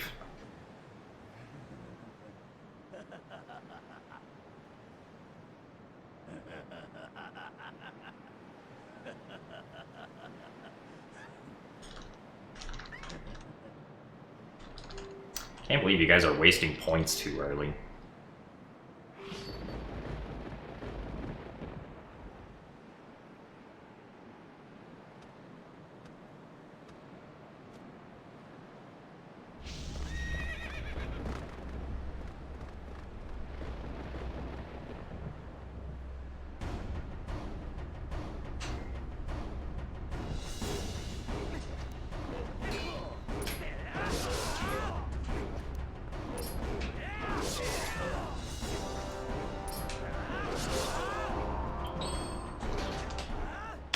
Hooray! Alright. 3:25:01. Because we put on the Iron Boots. That is a new world record for The Legend of Zelda Twilight Princess HD. And, that was pretty bad. So... yeah, this should probably be beaten fairly soon.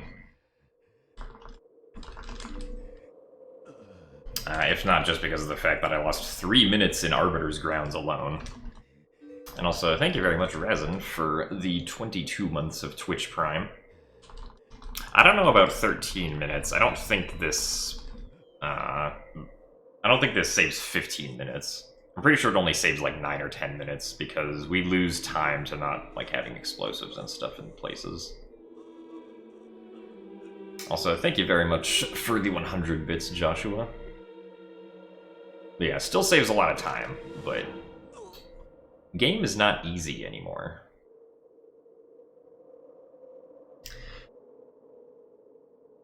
Also, thank you very much, Kong, for the 18 months of Tier 1. And thank you, Domochar, for the 100 bits as well.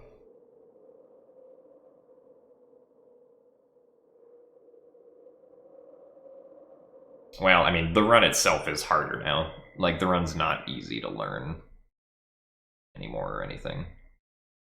Also, thank you for the Blue Rupee, Atticus the Gallant. Yeah, this is one of the most lazy Twilight Princess records in years. Probably the first one, the first lazy one since the first one with King Goldwyn 2 skip.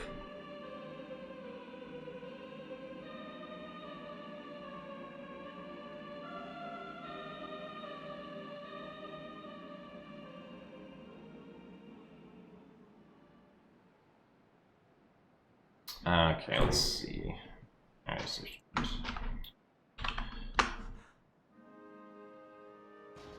Take a picture of the splits. Alright, now I can reset these and we can get rid of some inaccurate bests here. So we're gonna get rid of Hyrule Castle. We're going to get rid of something. Spinner? No, Spinner can probably stay.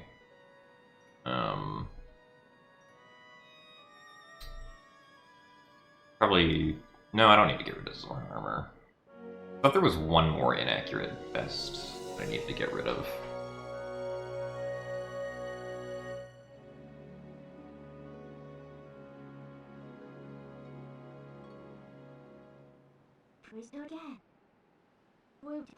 Maybe not, though.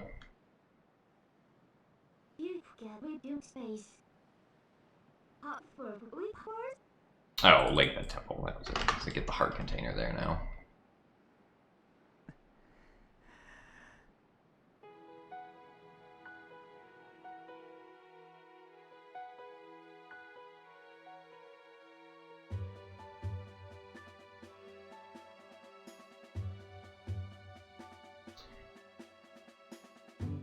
Okay, yeah, well, I mean, the thing about the spinner segment is that the only thing that really loses time there is having to kill the Moldorms with a bomb. Or with the ball and chain, instead of just throwing a bomb to deflect them. Because, like, the other stuff, like the Stalfo stuff only loses, like, a few seconds, which I'm not particularly worried about. But, yeah, I should probably get rid of it. Or actually, I'll change my spinner best to, like, 1120 or something, instead of 1101.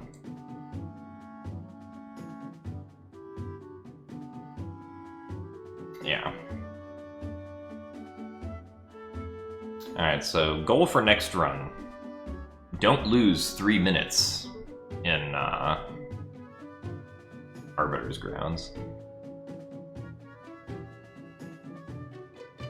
Yeah, this is a new record, but it's not very good. The only reason I got a record is because this was a different route that I ran with that saves 10 minutes over the previous one because of a new trick that was discovered.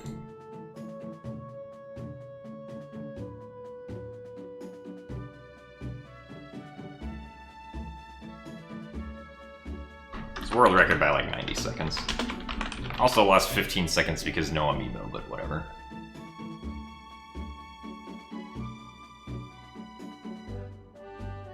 Now, Dragonbane, I think you're forgetting about Spirit Tracks, but other than Spirit Tracks...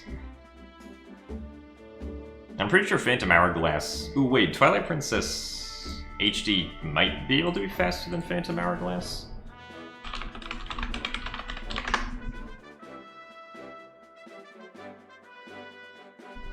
What's the Phantom Hourglass record? Phantom Hourglass is 313. I don't know if we'd be able to beat that. We could get pretty close. I thought Spirit Tracks was a good game. It's just not a very good game for speedrunning.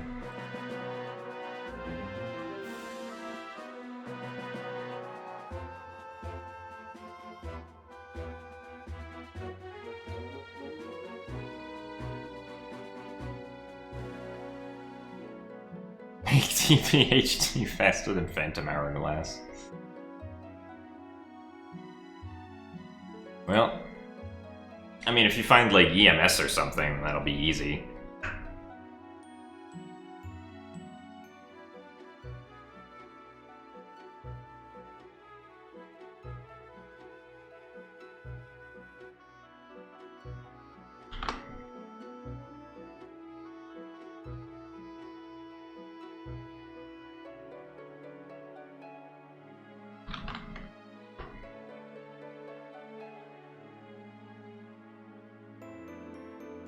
Start the game with Master Sword and Ball and Chain. Yeah, that would save a lot of time.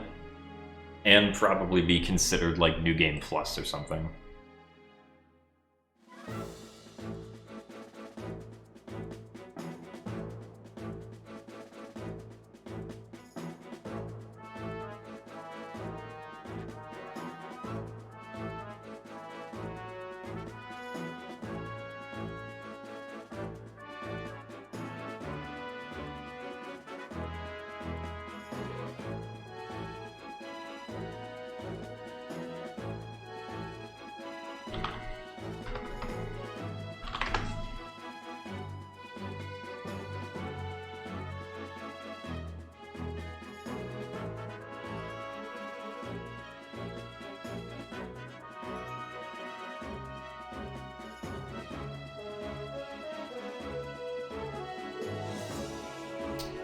Alright.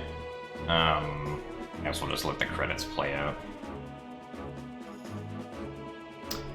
I think I will do another attempt, but if it becomes clear that I can't PB, like, over 2 hours into the attempt, then we're probably gonna stop there.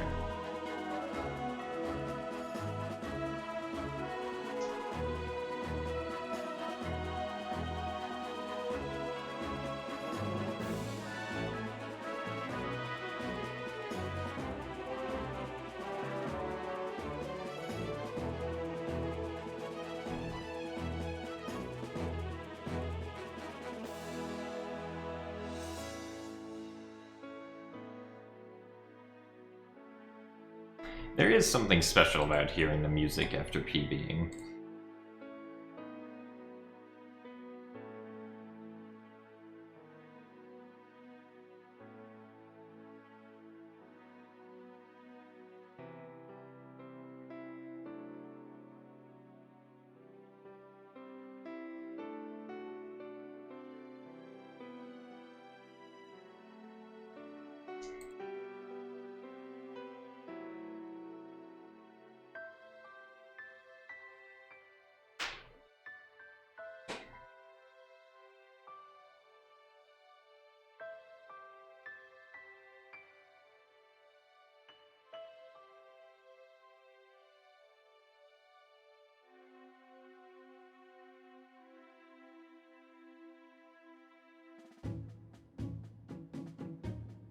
Teaser music orchestration music.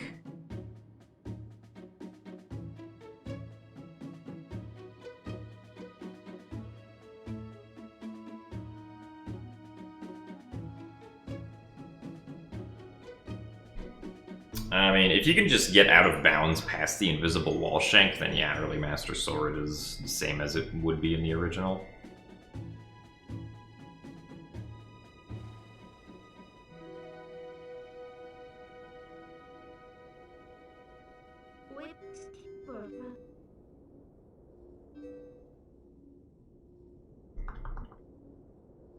I mean, the new 100% route is cool, Mr. Alberto, but other than that, not really. I mean, I could PB in, like, every category in that game. Like, if I put enough time into the category. But I'd rather still run the original game 100% for a little bit.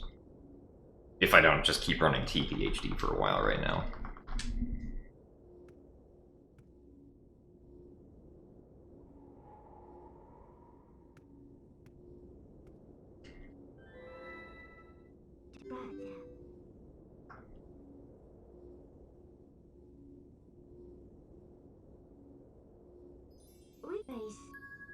There are too many games to run. Makes me sad.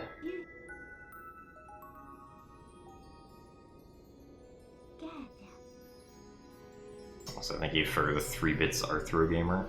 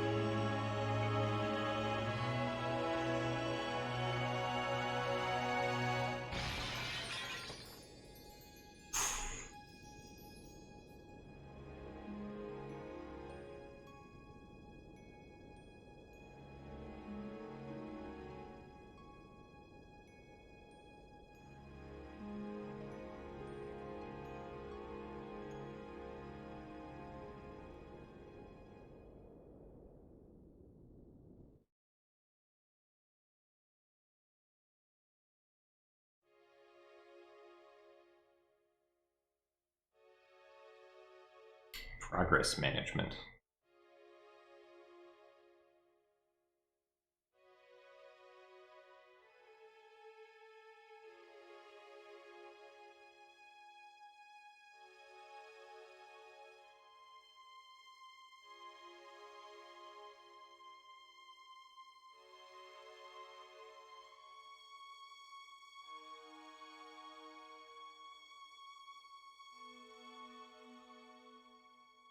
Twilight-themed potential Zelda games. Well, I mean... maybe it's just a concept they didn't feel like reusing, but... we might get something similar with Breath of the Wild sequel. Never know.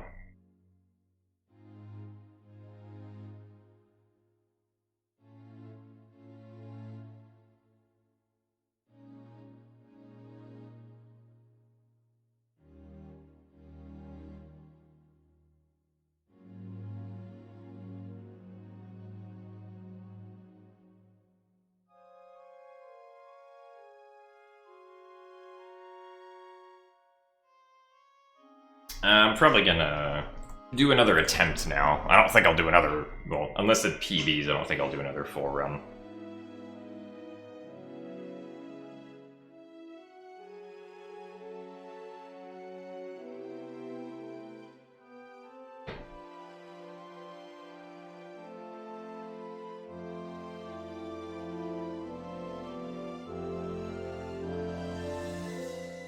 Why no auto splitter? I don't know, and never bothered to set it up.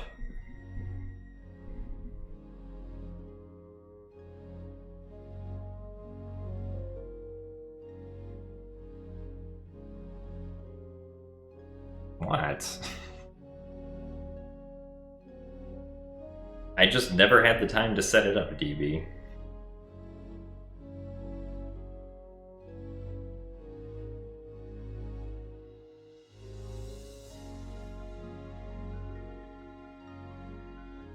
Well, I mean, for that Dragon Man, I'd have to play Wind Waker HD, which I'm not.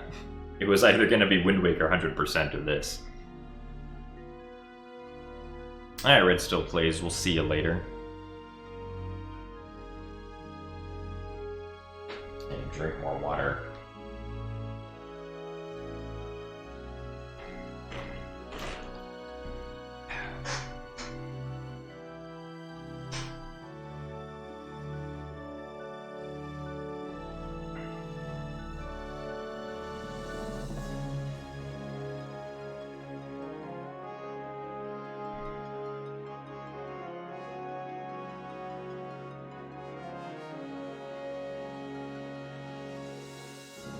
The auto splitter is a homebrew application that can essentially links to live split and can automatically split for you frame perfectly whenever certain in-game events happen. My first Zelda game was Twilight Princess for the Wii.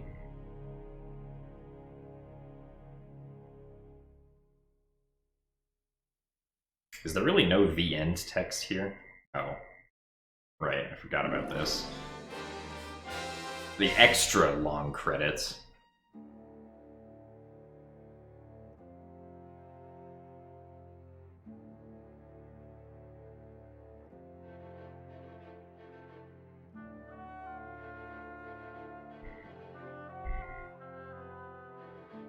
A lot of effort put into these credits.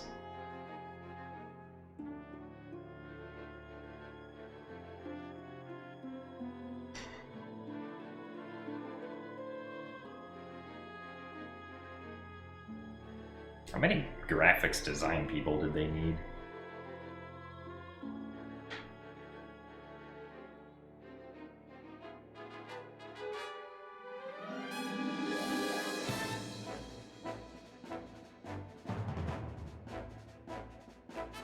What is manual editing?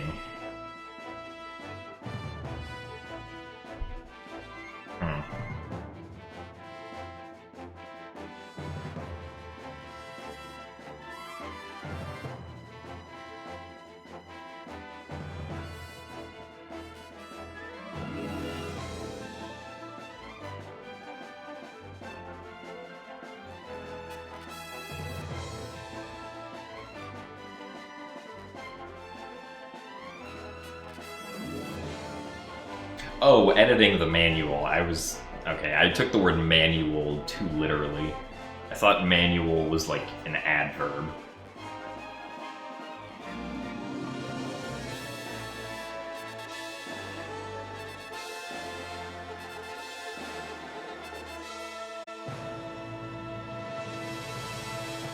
Ah, yes, the very majestic The End screen right here.